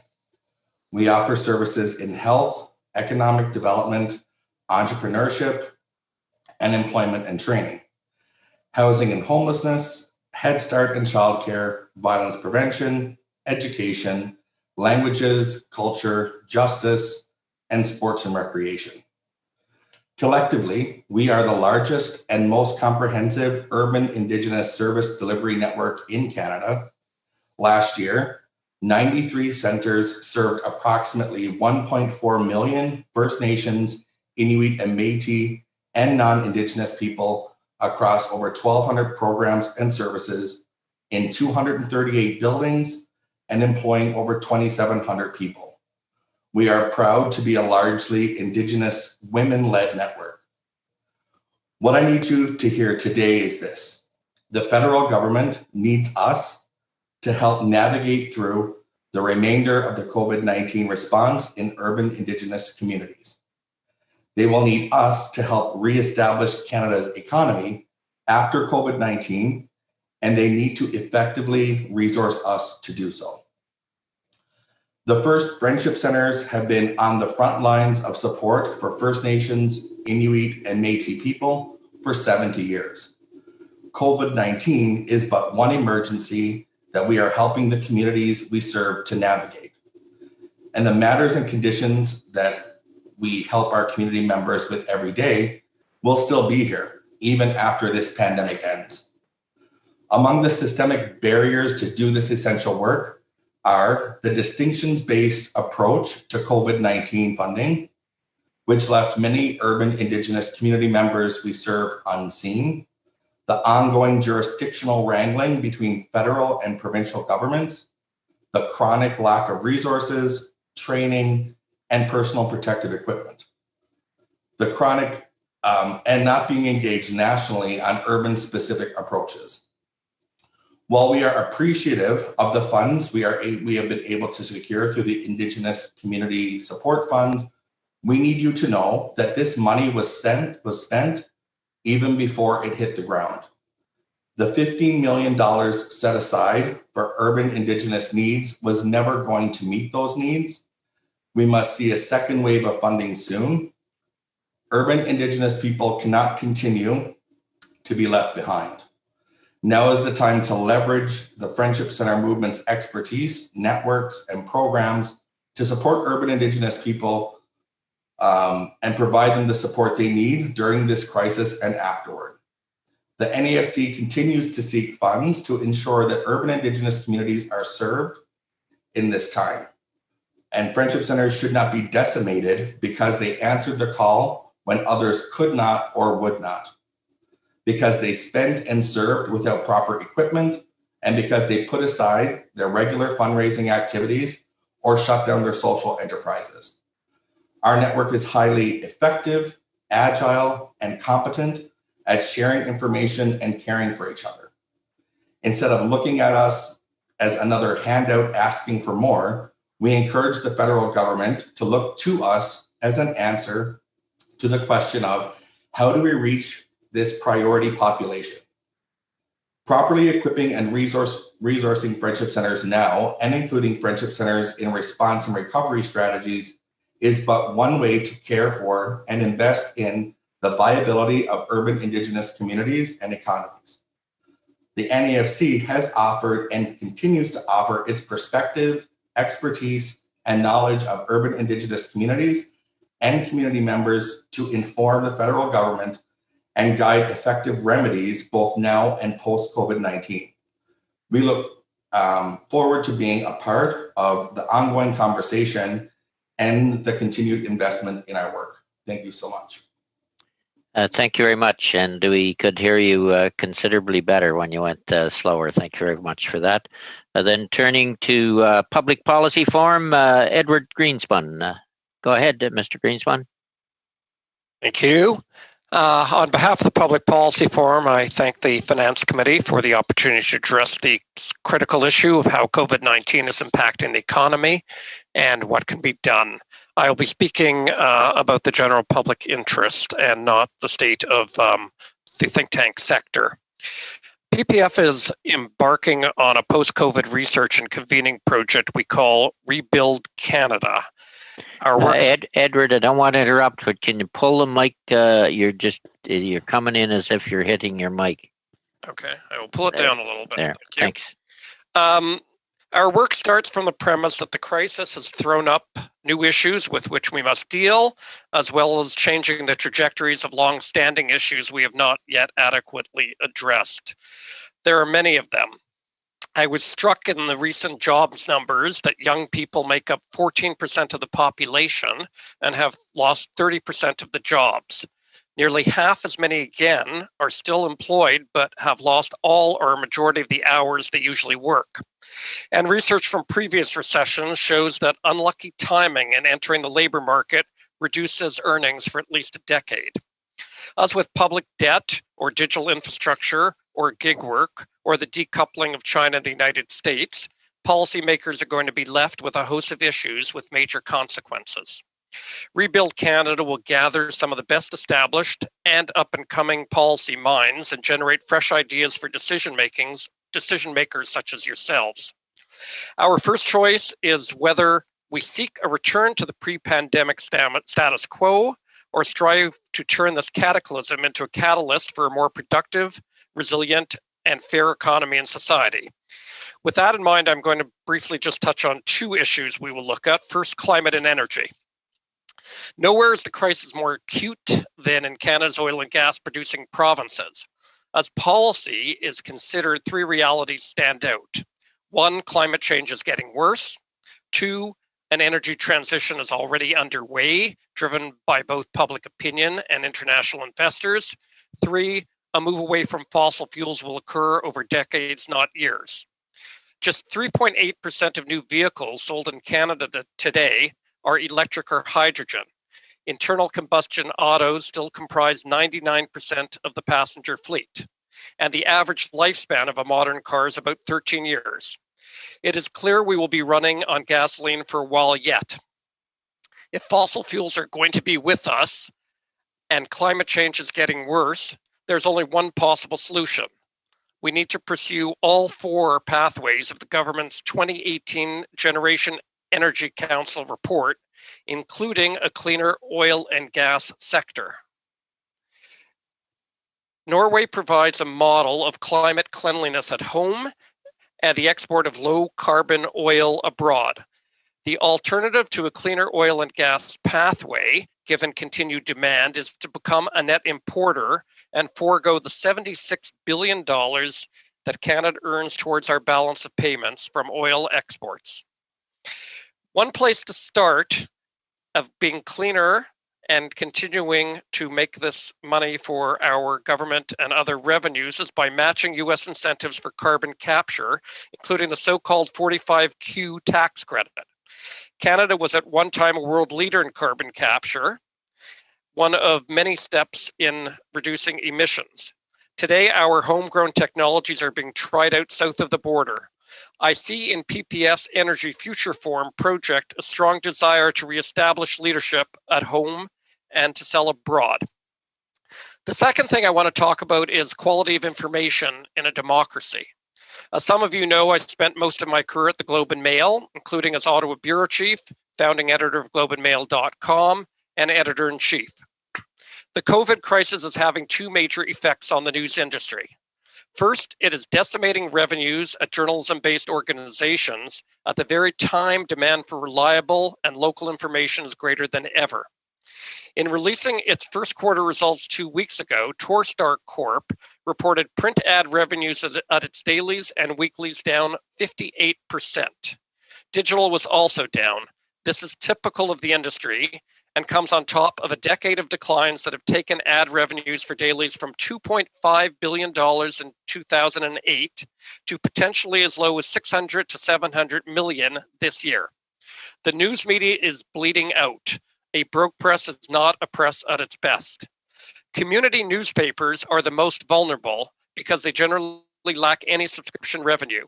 Weekly publishers are worried their critical flyer business may never come back as retailers announce plans to go online.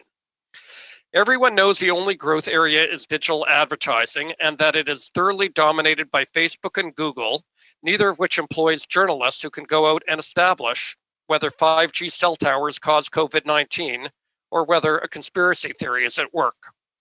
There are different ways to rebalance the finances of reporter-based news media and the algorithm-led global platforms.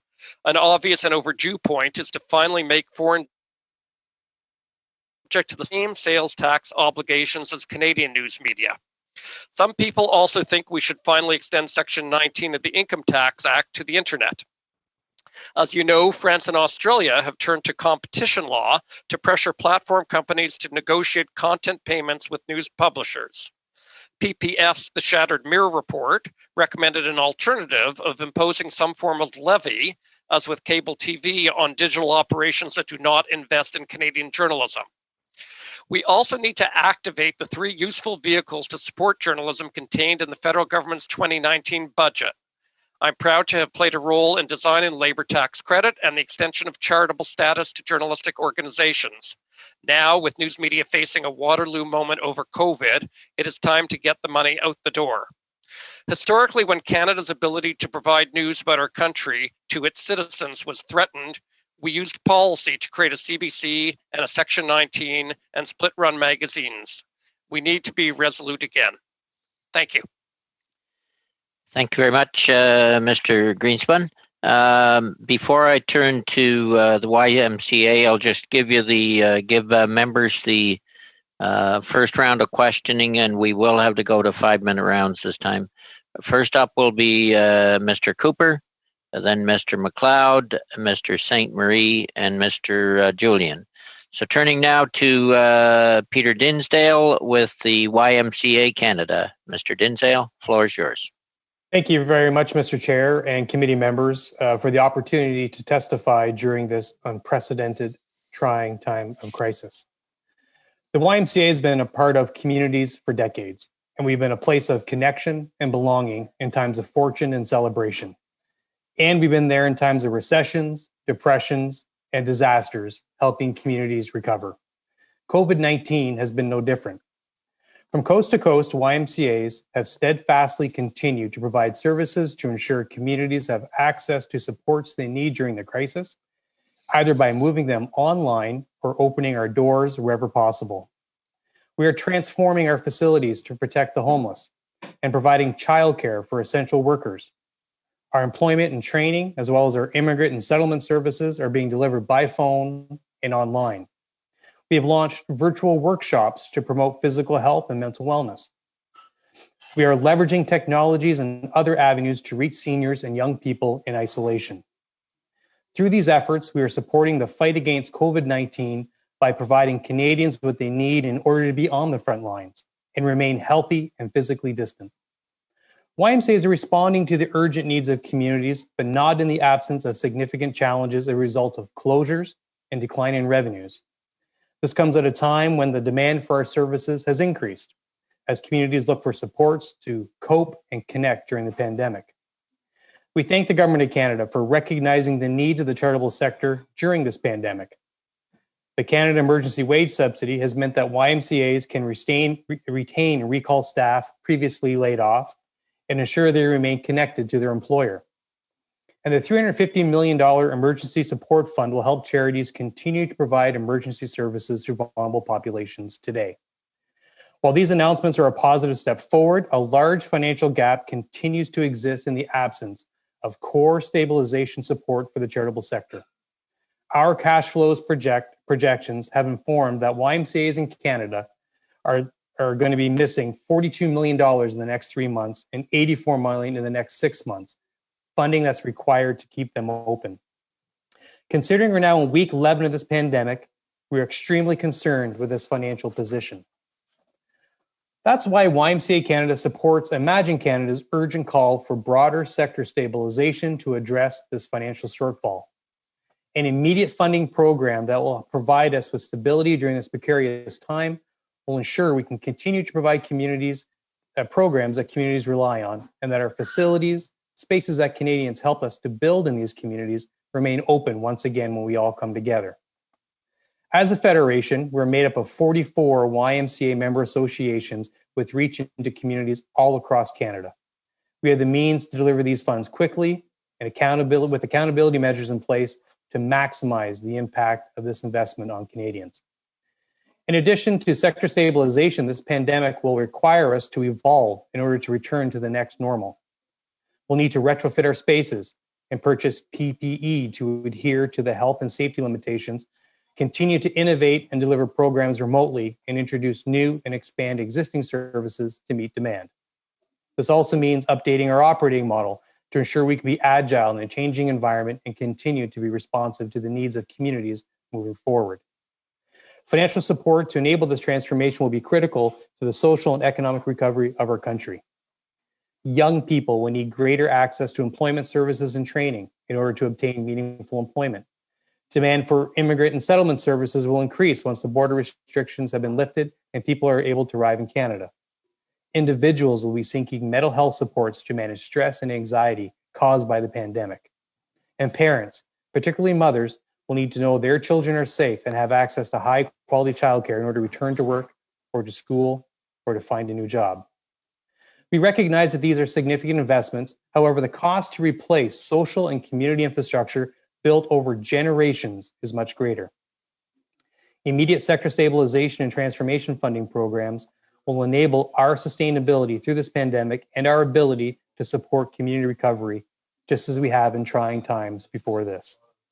For the YMCA, this means continuing to reach over 2.28 million people and employing over 30,000 staff through 1,700 locations. Thank you for the opportunity. And the Prime Minister has indicated he'll be there for all Canadians. The charitable sector is telling you we need your support today more than ever. Thank you. Thank you very much, Mr. Dinsdale, and thank you to all the witnesses for appearing and for your presentations. We'll go to 5-minute rounds, starting with Mr. Cooper, followed by Mr. McLeod. Michael? Great. Thank you, Mr. Chair, and thank you to the witnesses. My questions are directed to Mr. Bloomer. Mr. Bloomer, in your testimony, you referenced $7.5 billion of new shovel-worthy projects. I presume that of the $7.5 billion in shovel-ready projects includes the $1.5 billion 344-kilometer Nova gas transmission line. Would that be among the projects that you would identify as shovel-ready? Yeah, there's a number of projects that we polled our members, and they came back with a list of projects. Bloomer, I don't want to interrupt you, but slow down considerably about words. Okay. The translators okay. Say slow down fairly well and speak slow down. Clearly. Okay. We surveyed our members, and they came back with a list of projects that were considered shovel-ready. There's a number of projects like NGTL. There's infrastructure projects for maintenance and expansion of operations, as well as new projects and some petrochemical projects.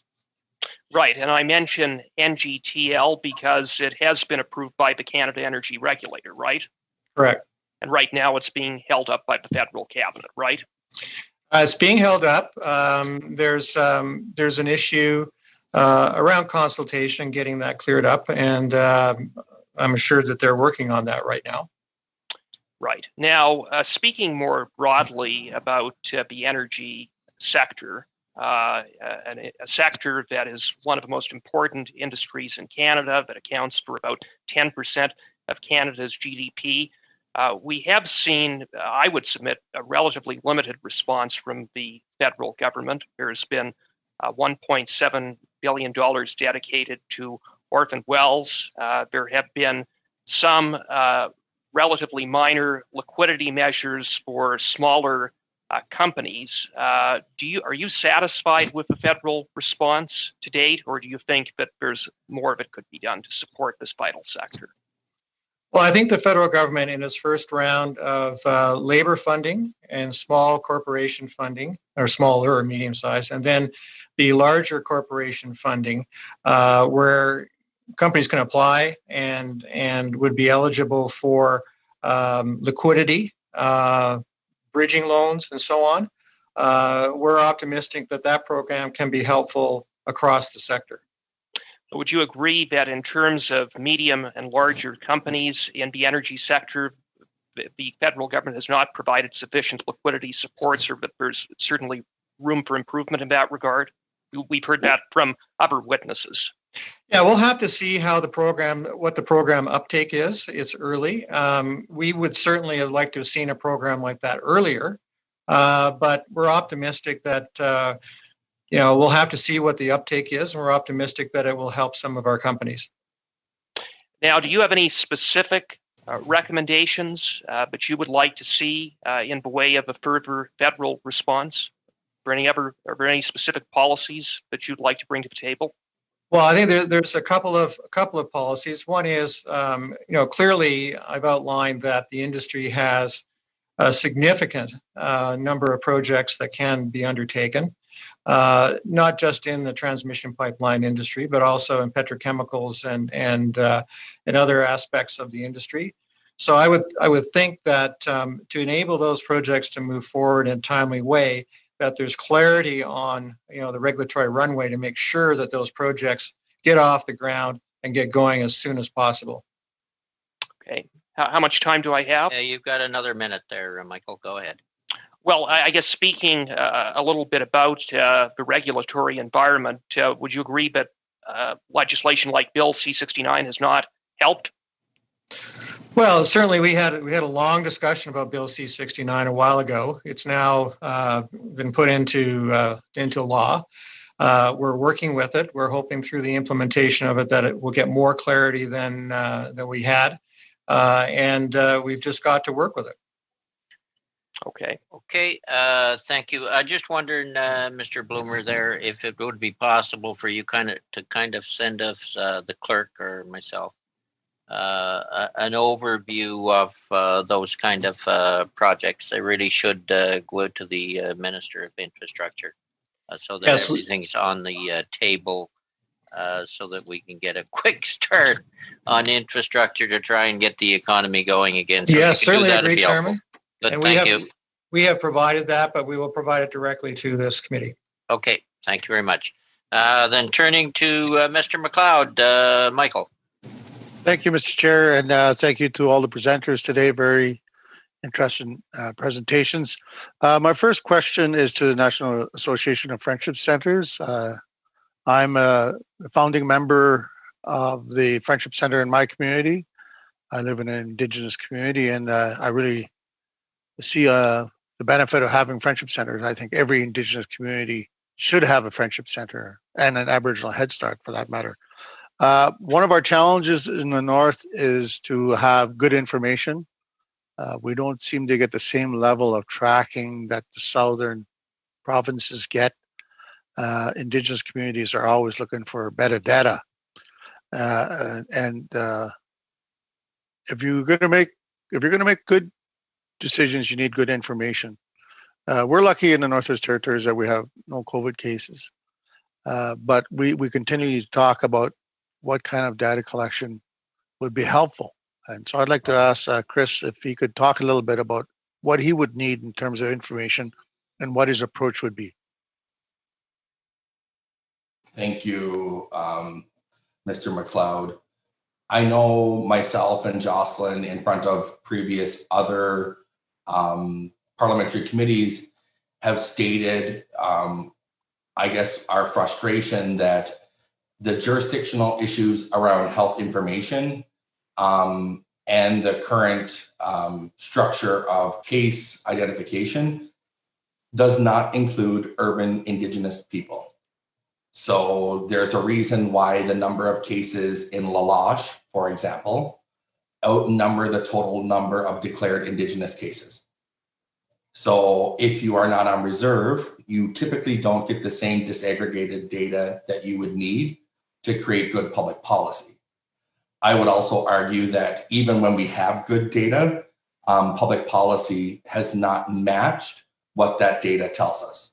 For example, the majority of Indigenous people live off reserve, off Inuit government territory, off Métis homelands, but the financial contributions have never matched that number.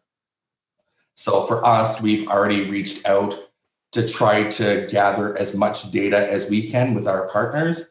I'm sure Jocelyn can follow up with some specifics, but also that data is communicated in a way that's appropriate and comes from Indigenous ways of knowing. So Indigenous people don't typically talk about mental health. You hear that word, it's not something that we're comfortable talking about. But if you ask someone like, how are you? How are you managing during this time? They're much more willing to tell you that they're not doing that well. And so Jocelyn has some more specifics on the health data and the work we're trying to do in that area. But just to be very clear, that we don't know how many urban Indigenous people have died from COVID-19, period. Yeah, thank you for that. As a former member of the Friendship Centers, I'm very aware of the history and of all the programs that they deliver, and certainly some of the challenges. And I've always appreciated the fact that Friendship Centers don't fall under a political structure, don't fall under the Band Council, don't fall under the Métis Council or any of the Indigenous governments. And so they really can speak openly about the real challenges in the community. But there's been real challenges with the whole association. And I want to ask you about how the COVID-19 has exacerbated the structural challenges Friendship Centers were dealing with pre-pandemic, and what steps can we take to help the Friendship Centers not only survive these challenging times, but ultimately come out of this with greater certainty. Maybe I can jump in and Okay. I'll add a little bit on the on the data. So a lot of the Indigenous data that's also being collected is very rightfully being collected by Indigenous entities. So First Nations Information Governance Center, various Métis Nations, Inuit owned. So what we're saying is that we don't currently have an entity that is similar to those that collects the data within an urban landscape. So anecdotally, we know that there's been hundreds of cases of COVID in the Indigenous population within, say, Toronto, but we do not have any way of formally recognizing those illnesses or any of the deaths that have occurred. Further, a lot of the community members that have gotten the virus and have passed away from it are community members that are largely unseen by society in general, such as the unsheltered, homelessness. We've had numerous young people who, folks who have been in care, not to say that they've gotten the virus, but they're just a population that, unless you know who they are and where they are, can be very difficult to do that outreach. And like our president said, we've been there from the beginning. This is another emergency in a long line of emergencies that Friendship Centers have responded to, whether it's floods or fires, extreme heat, extreme cold, previous pandemics. Friendship Centers have been there on the front line. We were there previously dealing with violence prevention, trying to advocate for affordable housing and homelessness for this very, I don't want to say vulnerable, I'll say that it's a population that has been pushed to the margins through systemic measures. What we're calling for in terms of looking to us as an answer is that we know this community very well, that we think Indigenous people living within the urban settings are going to be very key for Canada's economy, not just now, but going into the future. You'll need a workforce, we'll need their thinking, we'll need their leadership, we'll need young people to have the skills and knowledge to be able to engage with workforce or to be able to lead through entrepreneurship. We need this population, and we need to ensure that infrastructure is in place to support them to be able to participate fully. And so we certainly need the infrastructure. We need the physical space, safer spaces for Friendship Centers. We need the enhancements to our current program that will allow us to not just provide the status quo of the programs and services we currently provide, but actually increase and be a lot more innovative with those programs, as we are also having to move to a virtual type of service delivery. And quite frankly, a vast investment in childcare, young children's development, early childhood development, and investment in our young people. So I think that those are the things that we would be calling for as part of the recovery and investment in friendship centers. Okay, we will have to end it there, Jocelyn. Thank you very much. Then turning to Mr. St. Marie, followed by Mr. Julian. Gabriel? Merci, Monsieur le Président. Well, thank you very much, Mr. Chairman, and I'd like to start by thanking all of our witnesses for being here today. I'd like to thank them for their presentations. My question is for Ms. Wardle from the Aerospace Agency. The Quebec Institute has asked for the sector to be identified as a strategic industry. So what that means is that we need to have tailor-made projects and not to let them collapse. Does your association agree with those conclusions? I apologize, Mr. St. Marie. I don't speak French, and I'm not sure why the French or the English version didn't come through on my phone. So I understood a few words that I picked up from my daughter taking French immersion, but I didn't understand the question. I'm not sure why I didn't get the English version. Okay, it was coming through on my translation. Did I do something wrong? No, do you have down at the bottom of your unit there where it says English and French? As long as you got it on the English, if you got it on the English, it should come through in translation for you in French at the bottom of the Zoom panel. Okay, just sorry. You'll see participants, and then a little circle, and then reactions, where that little circle is on languages. I see the more. It should as English sorry. and French. Not a problem. More, I see audio settings. I see microphones, select speaker. Oh no. Try it again, Gabriel. Just see where we go here. See if you can hear it. Yes, say a few things. Madame Wardle Now, are you hearing me now, Ms. Wardle? Can you hear me? Amount of French, but I didn't hear I didn't hear anything in English in my ear. Right? I should? Is that what should happen? Oui, tout à fait. Donc, yes, you should be receiving interpretation. As the chair said, there's a small circle. It looks like a little planet. And you can click there, and you need to choose English. Right at the bottom of your screen. So I see right at the bottom, it says more. I apologize to everybody. It says participants. Do I click on? Yeah, do I click on that? No, next one to it, to the right of it. It's not giving me anything but, oh, wait. There should be a little circle like the translator said, looks like a planet. It looks like a planet. There's participants. I see participants. And then right next to the right of it, there should be a little circle. If you tap on that, it should come up English and French, and you go to English. Oh boy. Just tap on that little circle if it's in front of you. I don't see a little circle. I don't see it.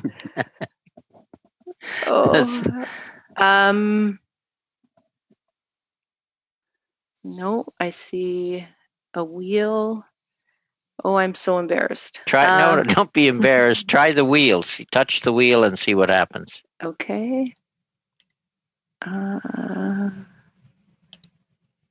Just touch it, and does English and French come up? Here, settings. It says English, French, and I have English chosen. Okay, let's try it again then. We'll try it again, Gabriel. Look, you'll soon be out of time anyway, Gabriel. I know, I feel bad. That's okay. We can go a little over time tonight if we have to. Yes, I knew you were going to do that to me. So the Quebec Institute is asking to recognize that aerospace is a strategic industry. Still not coming through, even though it said English? Still not coming through. Now I see, So I see a French interpreter there. I see Do you want to move on to the next question? Is that a problem? Well, I think Gabriel has probably a couple for you, and it's a good question. Just go through it in French, and I'll relay it. Oh Gabriel. boy, I'm so sorry. Go ahead again, Gabriel. Try again. Très bien. Very good. Mr. Easter, I'm asking you the question through you, who will interpret it to Madame Wardle. So like I'm saying for the third time, the Quebec Institute is asking to recognize that aerospace is a strategic industry. It means concretely that we have to have specific programs for them and not let them crumble. Does your association agree with those conclusions? Ms. Wardle, the Quebec Institute is asking that aerospace be considered a strategic industry, and not let them. Call to order. Ed, Peter. I'm sorry, Mr. Chair, but the question should be asked and interpreted. I let Mr. St. Marie decide, but if we could solve that so the question be asked directly, it would be much better. Maybe we could go back to Mr. St. Marie, because I'm not completely comfortable with this way of proceeding. But what we can do is maybe I'll go on to Mr. Julian and come back to Mr. St. Marie. And in the meantime, the technical people can talk to Miss Wardle, as long as Peter's question isn't for her. Go ahead, Mr. Julian, and then we'll come back to Mr. Gabriel. Thank you very much, Gabriel. Mr. Chair. Yeah, I think that's the best way to proceed, and then hopefully the translation will be set by the time it comes back to Mr. St. Marie. My question is for Mr. Shepherd-Biot and Ms. Fornsma. We really appreciate, and the NDP pushed for the Friendship Centres to be here today because of the important testimony that you've offered, and certainly we are completely in alignment on the issue of childcare and expanding childcare services. But the initial amount of 15 million, as you so eloquently put out, was completely inadequate to the needs of the Association of Friendship Centres and Indigenous people living in urban centres. And so it would be helpful, I think, if there is a request to the federal government that we know the exact amount of the type of request. If not, can you give us an idea of, in dollar terms, what would make a difference in order to allow the National Association, all the Friendship Centres, which do fantastic work across the country, to continue to do their work and meet the challenges of COVID-19? So I'll start and Jocelyn can finish up. So the concern for us was twofold. First, the requirement for some to stop what they were doing, reach out to almost 100 members across this country during a pandemic and ask for data and actual numbers, and others not, was the first portion that was extremely challenging for us. So not only was it the amount, it was the fact that we were forced to create a proposal during a pandemic and then apply and compete for 15 million of over $300 million in this fund. We submitted a proposal with actual figures to Canada that was based on actual data that I would assume very few agencies or associations could do right now, that was based on reality. And Jocelyn can tell you what that number is, and I'll pass it over to her. But it was a twofold issue. So our proposal alone was for $15 million, or just under that, about 14.9 million for urgent immediate costs. So covering staffing, capacity, personal protective equipment, infrastructural costs of renting equipment such as hand washing stations, porta potties, fuel, vehicles, because they're delivering food and supplies to people, and as well as modifications to the centers, sanitization of both supplies and of services, cleaning services, as well as food for their food banks, kitchens, and delivery.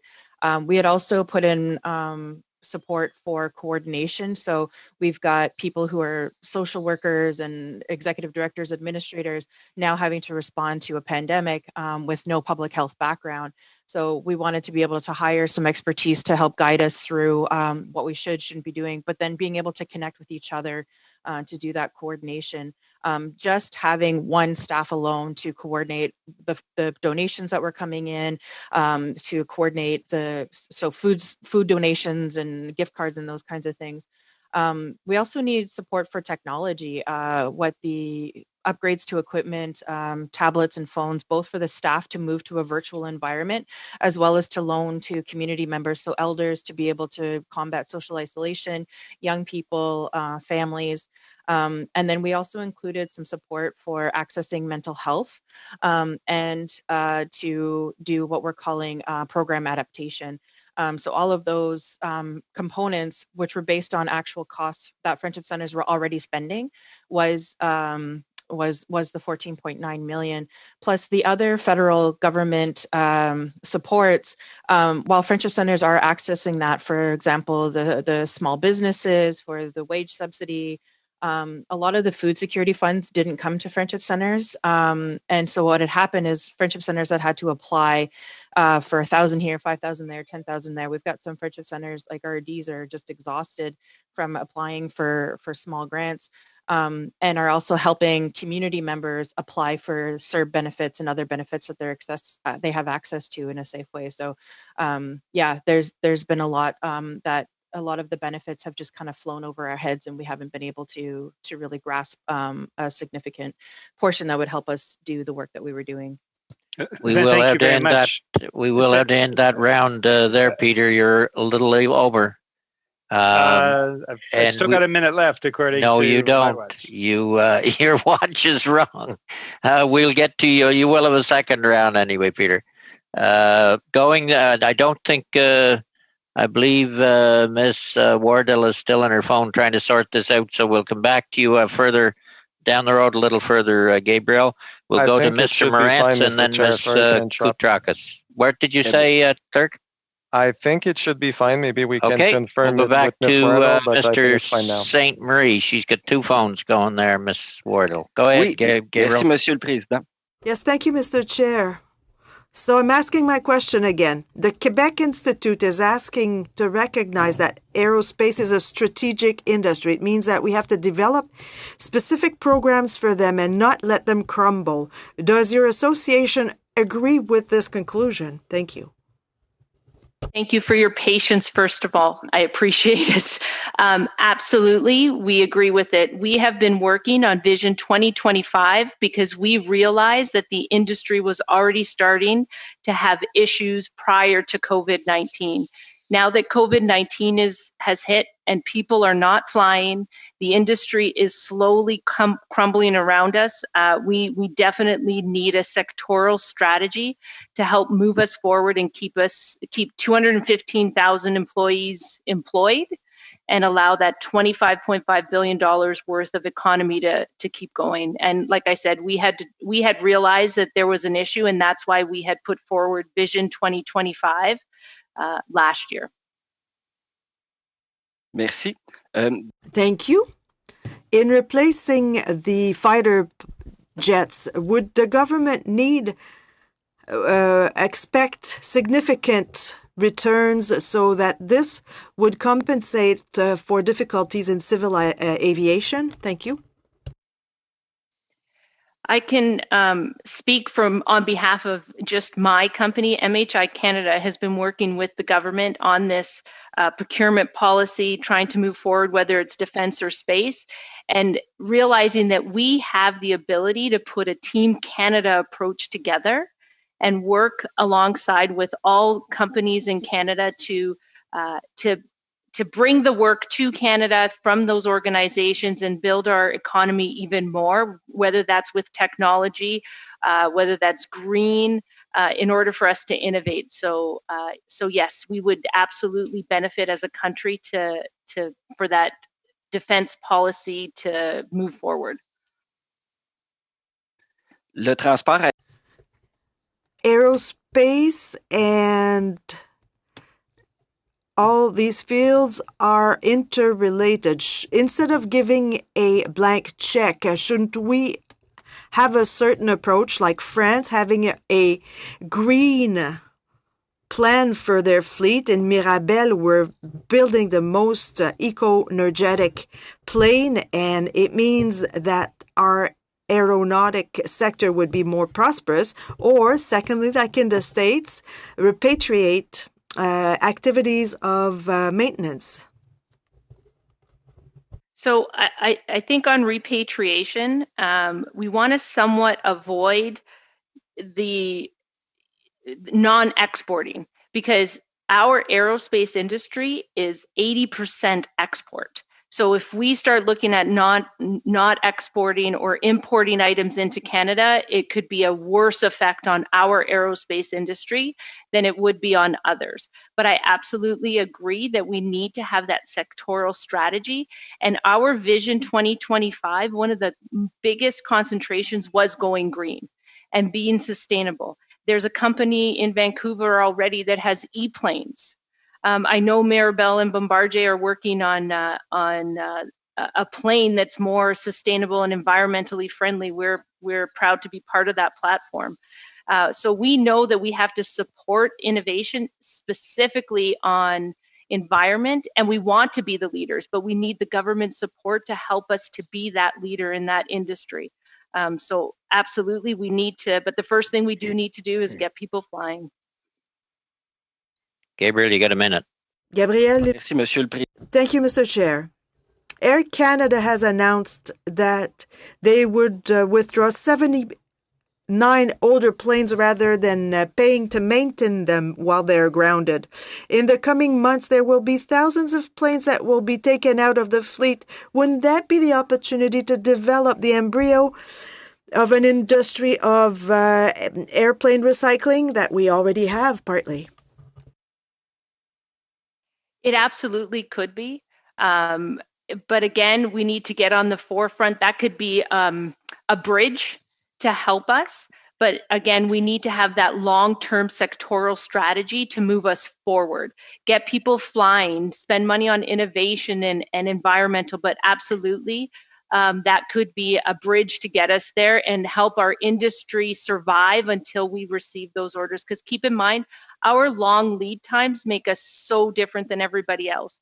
What's affecting everybody now is going to affect us in the fall. For every month that we're closed down, we're not going to catch up for another year. I can speak for us. We closed on March 29th. We are going to reopen fully in July. We are not going to recover back to normal for 2 years. So our lead times are a deterrent for us to get back to healthy. So absolutely, that could be that bridge to get us between now and where we need to be in that sectoral strategy. Okay, we'll have to end it there. And Ms. Wardell, there's a lesson for Mr. St. Marie here. If he'd just asked the same question 3 times in the House, he'd finally get an answer. We'll go on to Mr. Morantz and then Mr. Koutrakis. Marty? Well, thank you, Mr. Chair. I'm going to direct my questions initially to Ms. Wardle. It goes without saying the aerospace industry is hugely important to the Canadian economy. I think you mentioned it's a $25 billion industry. It has a particular and immediate effect in my riding. My riding has companies in it like Boeing, Standard Aero, Magellan, Catarath, Nav Canada, and the Winnipeg Richardson International Airport, in fact. One of these companies recently in a meeting told me that they are looking at laying off close to 15% of their workforce. And so my first question really is this something that you're seeing across the country? To what extent are we seeing layoffs right now in the industry? So right now, I'm going to say that company is pretty lucky. If they are in defense programs, they're pretty stable. So 10 to 15% is probably what they're going to see. Any commercial programs, again, our company, we're looking at close to 40%. Yeah. And there have been a number of, just focusing on the COVID crisis, which is what this committee is struck right now to do. There have been a number of government programs that have been announced, and they're in different stages that are designed to help businesses big and small. The larger business programs circle around what's called the BCAP, the Business Credit Availability Program, and being administered by BDC and EDC. And a new program that was recently announced called LEAF, which stands for this world of acronyms we're now in, but the Large Employer Emergency Financing Facility. That one is looking for companies that have for eligibility, $300 million in revenue, and has a minimum financing lending requirement of 60 million. I'm just wondering if any of these programs, including also there's the wage subsidy, are having, if there's any uptake for these programs in the aerospace industry at all. So on the wage, I could speak for sure on the wage subsidy.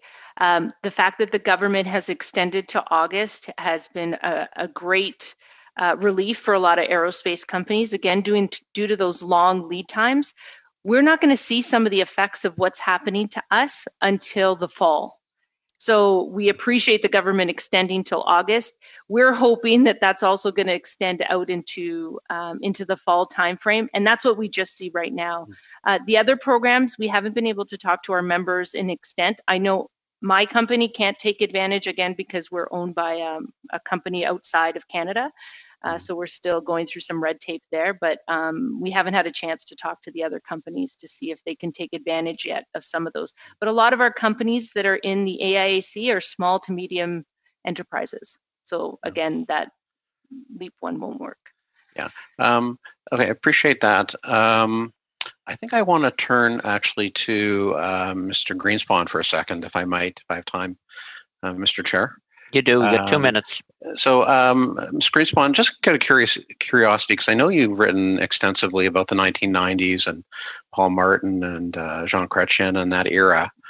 But I just want to turn your attention to some of the similarities that might exist now between Paul Martin's 1995 budget and what's happening now. We're seeing the PBO projects that the federal debt could likely will exceed $1 trillion because of the crisis.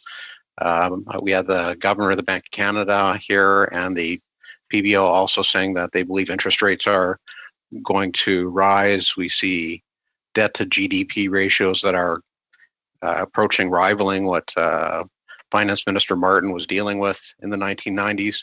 Do you think that Mr. Morneau will find himself in a position where he has to take some of the drastic types of austerity measures that Paul Martin had to do to get the finances in order in the 1990s? I'd like to thank you for that question, but it puts me in a very difficult position here.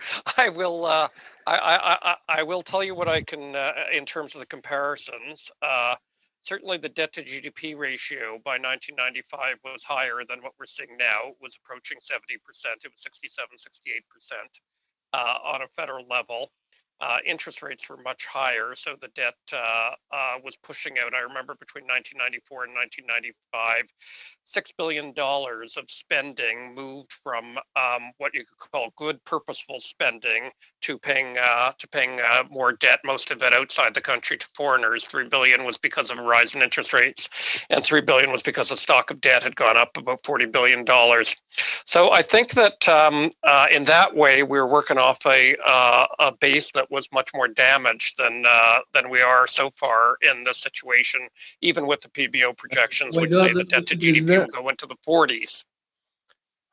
And on top of that, but the deficit numbers are remarkable. They're only can be compared in any way to the Second World War, to 1945. I think one of the anomalies that's very interesting that people might want to keep an eye on, I don't think will be exactly the same, but in 1945 we had the largest deficit to GDP in the history of Canada, and in 1947 we had the largest surplus.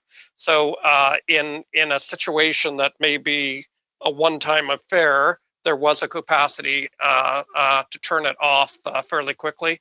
I expect that this will be harder to unwind, as we're saying there's a lot of need out there and a lot of damage that's going to go on for a while. Thank you. Thank you both. Thank you. Turning to Ms. Kotrakis, followed by Mr. Cumming. Annie? Thank you, Mr. Chair. My question is to Mr. Greenspan, if I may.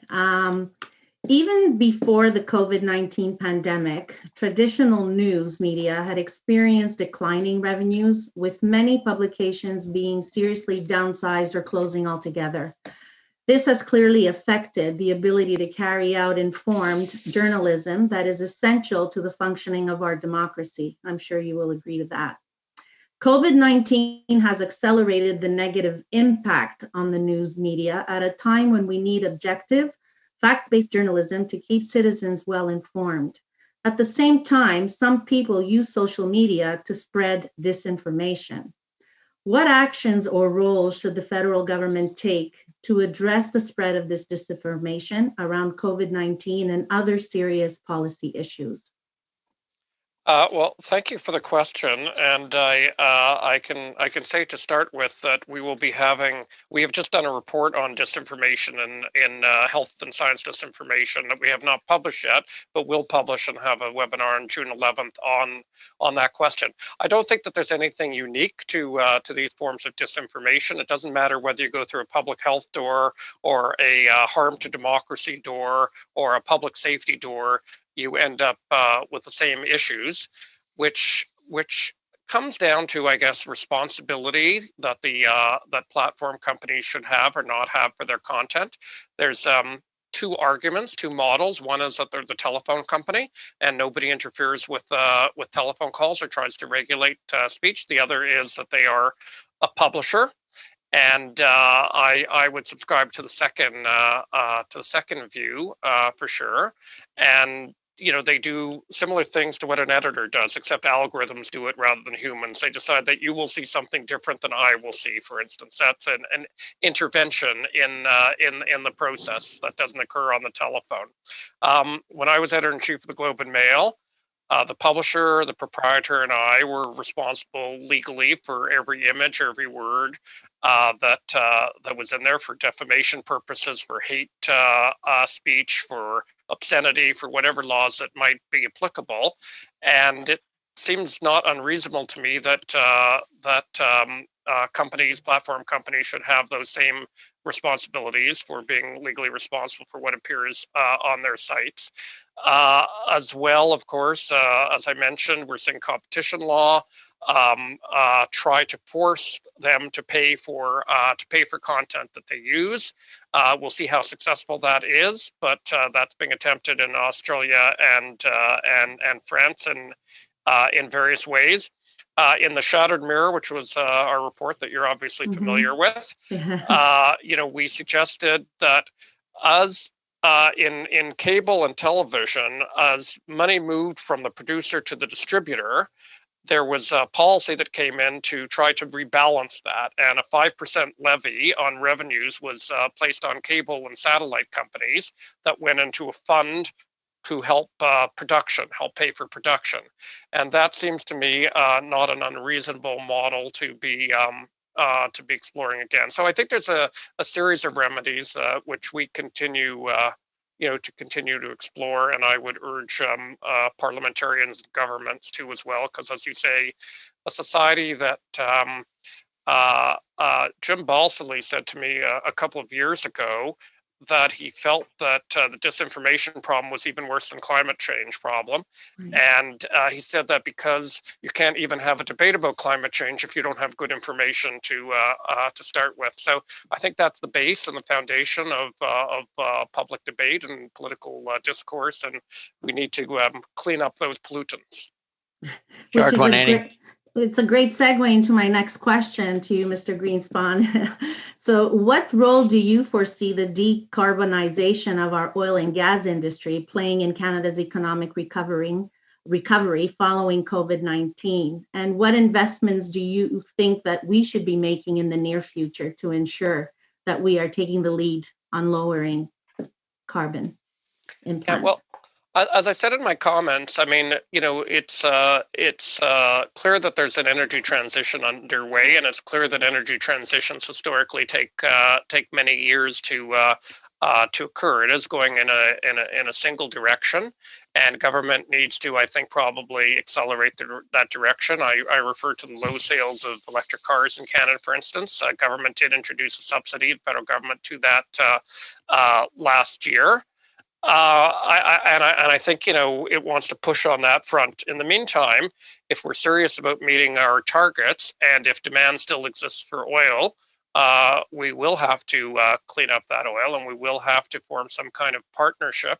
The balance sheets of those oil companies have been knocked for a loop over the last couple of months, and they will need some help. The government has shown that it's going to impose conditionality through the LEAF program that was referred to previously, and I think oil and gas companies had better be prepared for that. In my discussions, certainly the larger ones and the ones that are a little bit more realistic about what the future brings are preparing for that.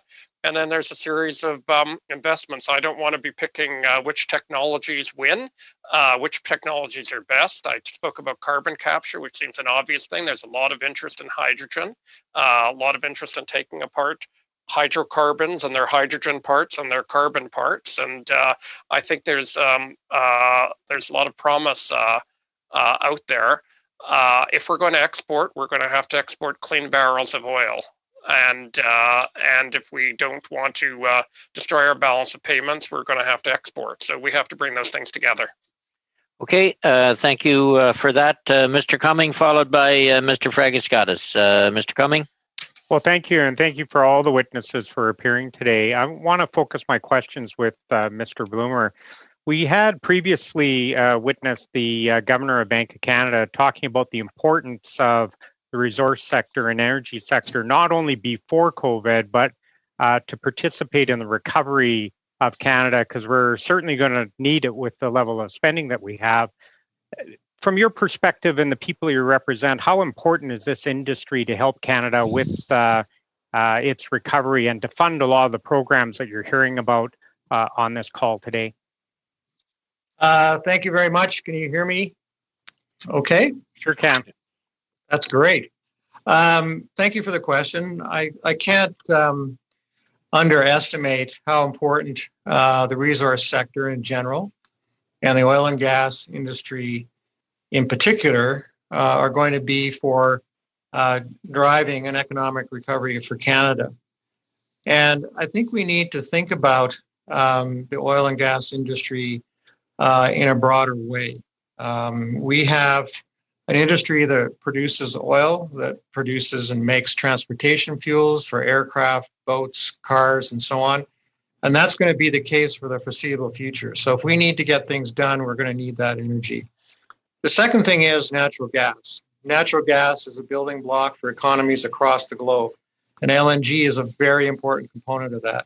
We can be a major participant in that and create thousands of jobs. Third, we have petrochemicals.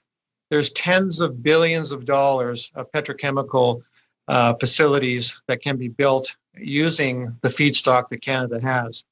I think the number in the U.S. is they've spent about $300 billion on developing petrochemical facilities. We need to be a part of that. So when we talk about the energy industry, it's the infrastructure that moves oil and gas to be processed to make the products that we use to transport ourselves and to make the plastics that provide the intubators, the masks, all the infrastructure of the medical facilities. So, you know, we have the opportunity here, and we are cognizant that we need to produce sustainable energy, and the industry is committed to that. So we need to form more of a partnership around realizing this potential and doing it the best way we can. So I can't underestimate, it is one of the key building blocks of the economy going forward. We have to survive, and the oil and gas industry is one of the keys to our survival to be able to come back and be strong and build and do all the things that we want to do in the future. But we need to survive, and we need to get a quick start at this. And we have the resources, and we have the capability, and we have the record to do it. Can you elaborate a little bit on your presentation? You talked about the engagement and support from Indigenous communities on energy projects. I know in the province that I come from, Alberta, there's been some really successful partnerships, and I also think that's a big part of this recovery. Can you elaborate a little bit more on your message there? Well, the message is that the industry, and the pipeline industry certainly has been engaged with Indigenous communities across the board. This is an immense linear infrastructure that's spread across the whole continent, and we interact with communities across the board, and we contract with those communities. We provide the ability to grow businesses and partnership. The participation of Indigenous communities is critically important. There's also the question of Indigenous ownership. If we look up in Fort McMurray, the Mikisew Cree, there's a great success story around that. Those are models that need to be carried forward. And there's a strong partnership that can, the bottom line in all of this is that we need jobs.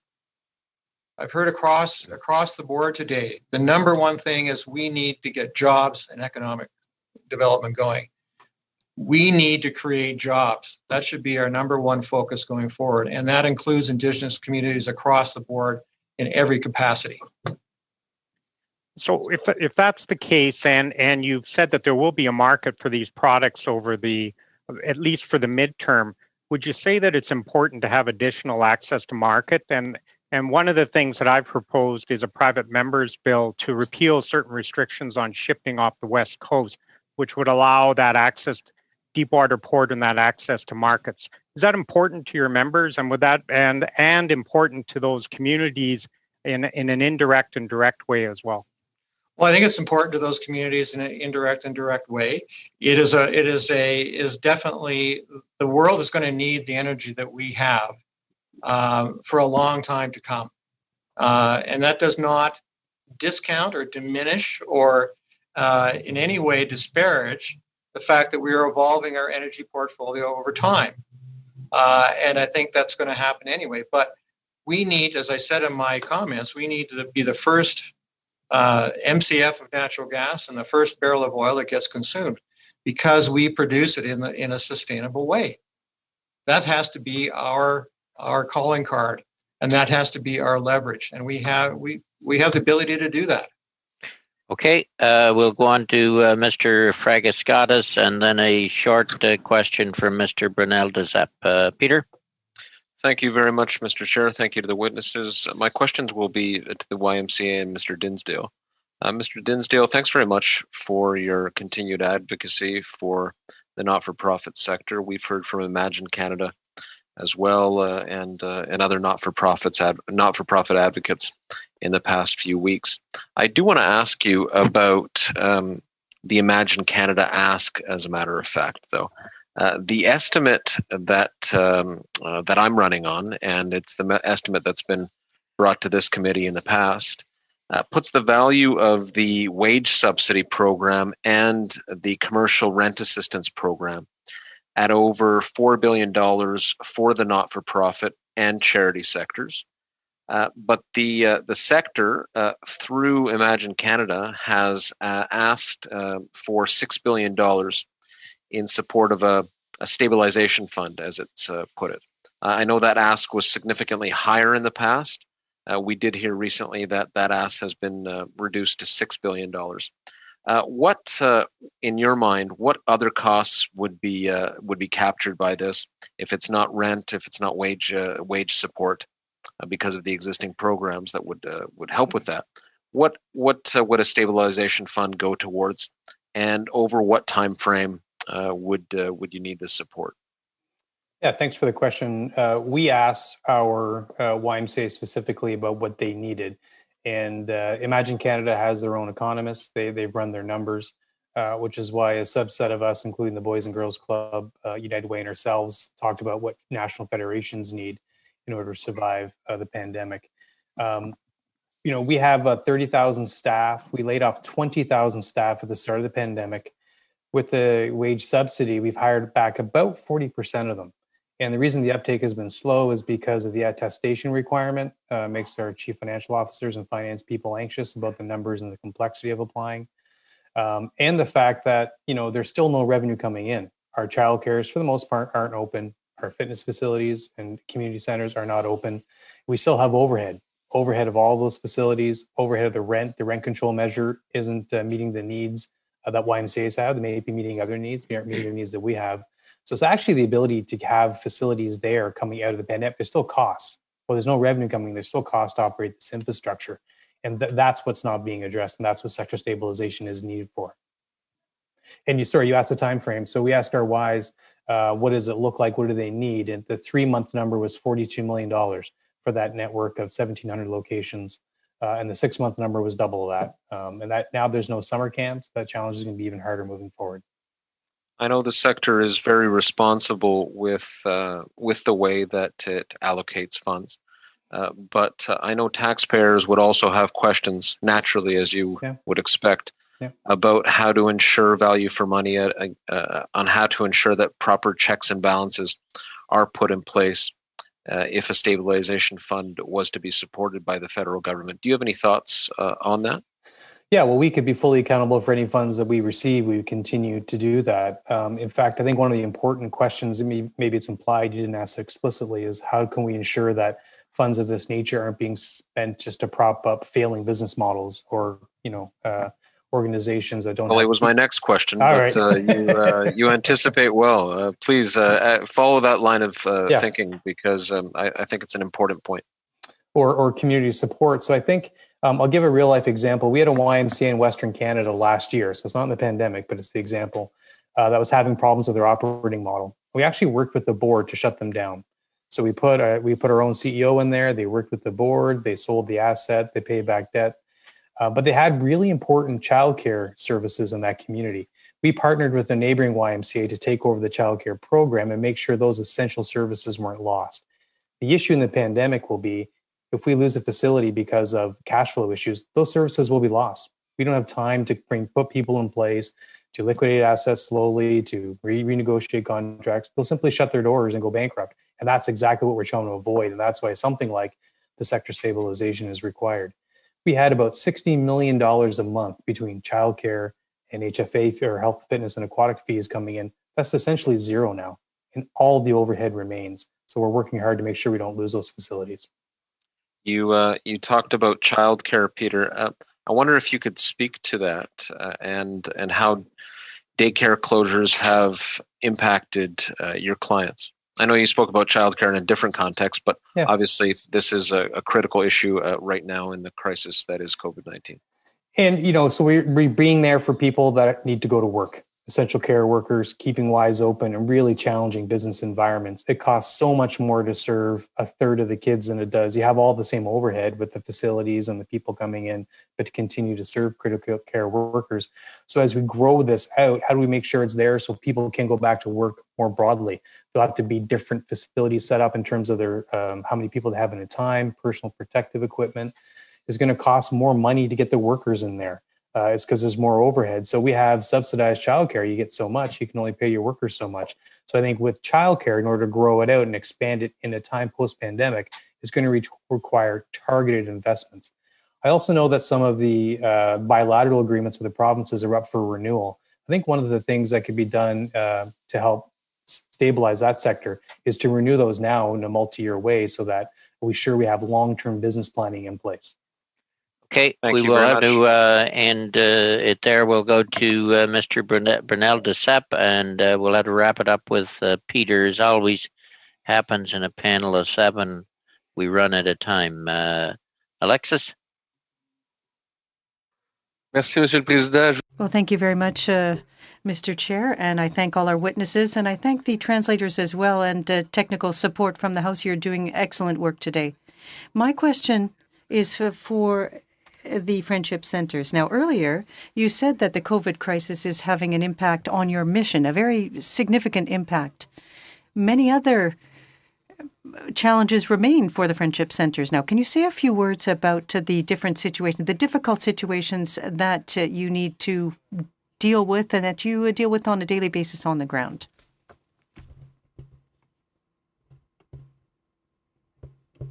Chris, if it's okay, if I could just kind of give the overhead, and our president is much closer to the ground and could provide that on the ground reality.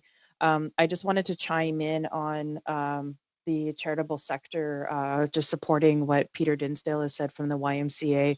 Friendship Centres are also within that charitable sector, nonprofit sector, and we also support the Imagine Canada call for the sector stabilization, and certainly want to ensure that Indigenous not-for-profits, which border both the Indigenous world and the nonprofit world, have unique needs and are also, we also see ourselves within that sector as well.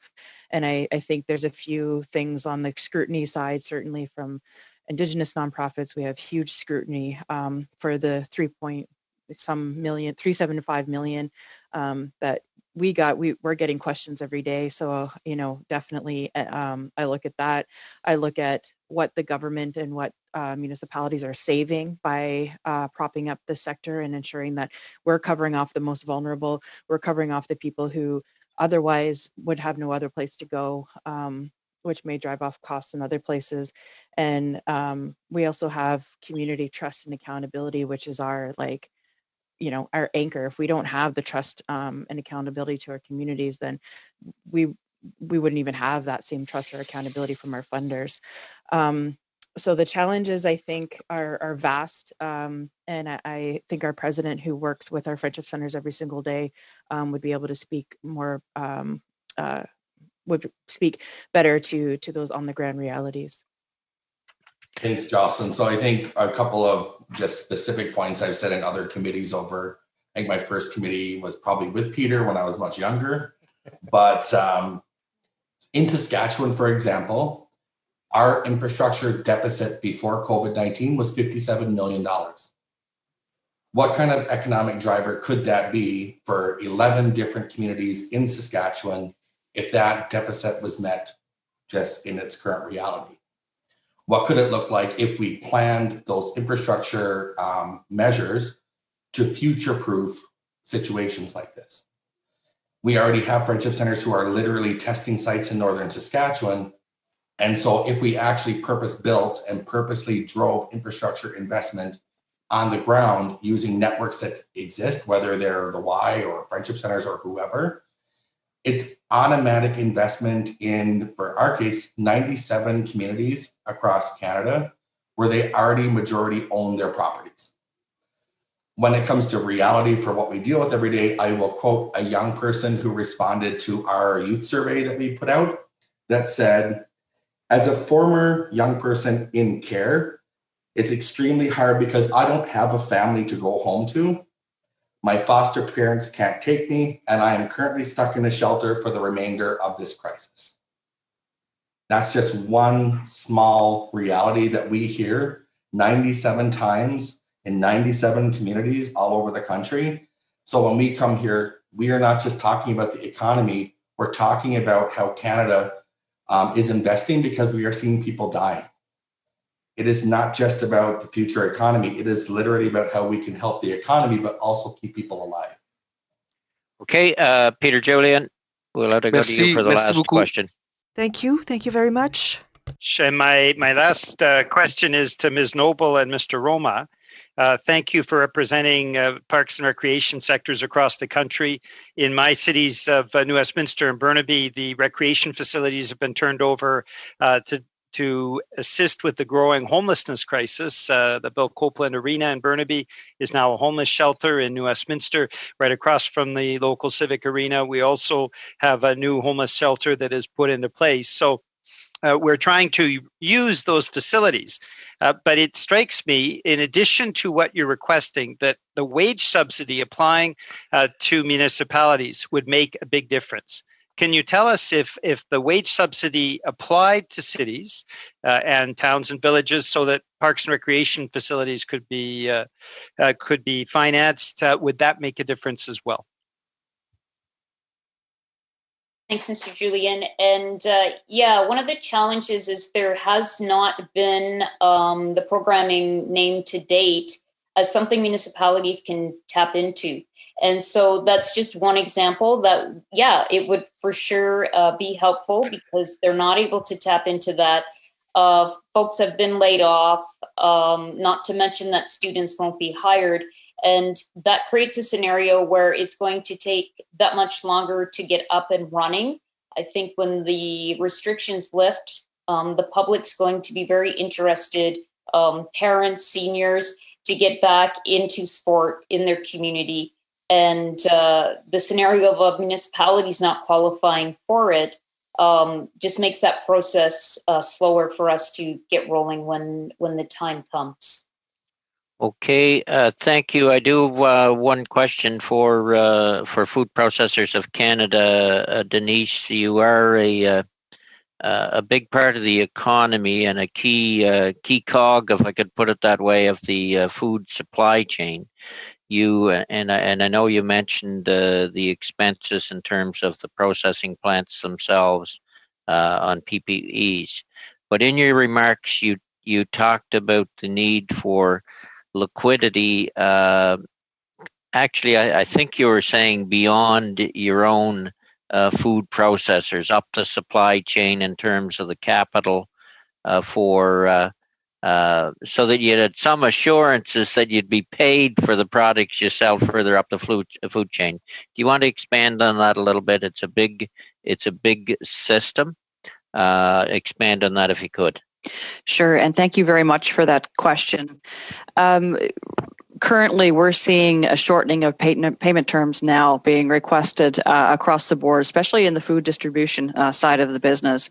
So a lot of businesses are moving to cash on delivery or COD terms, which we know is really, really challenging if you can't generate cash and you can't access loans in a crisis.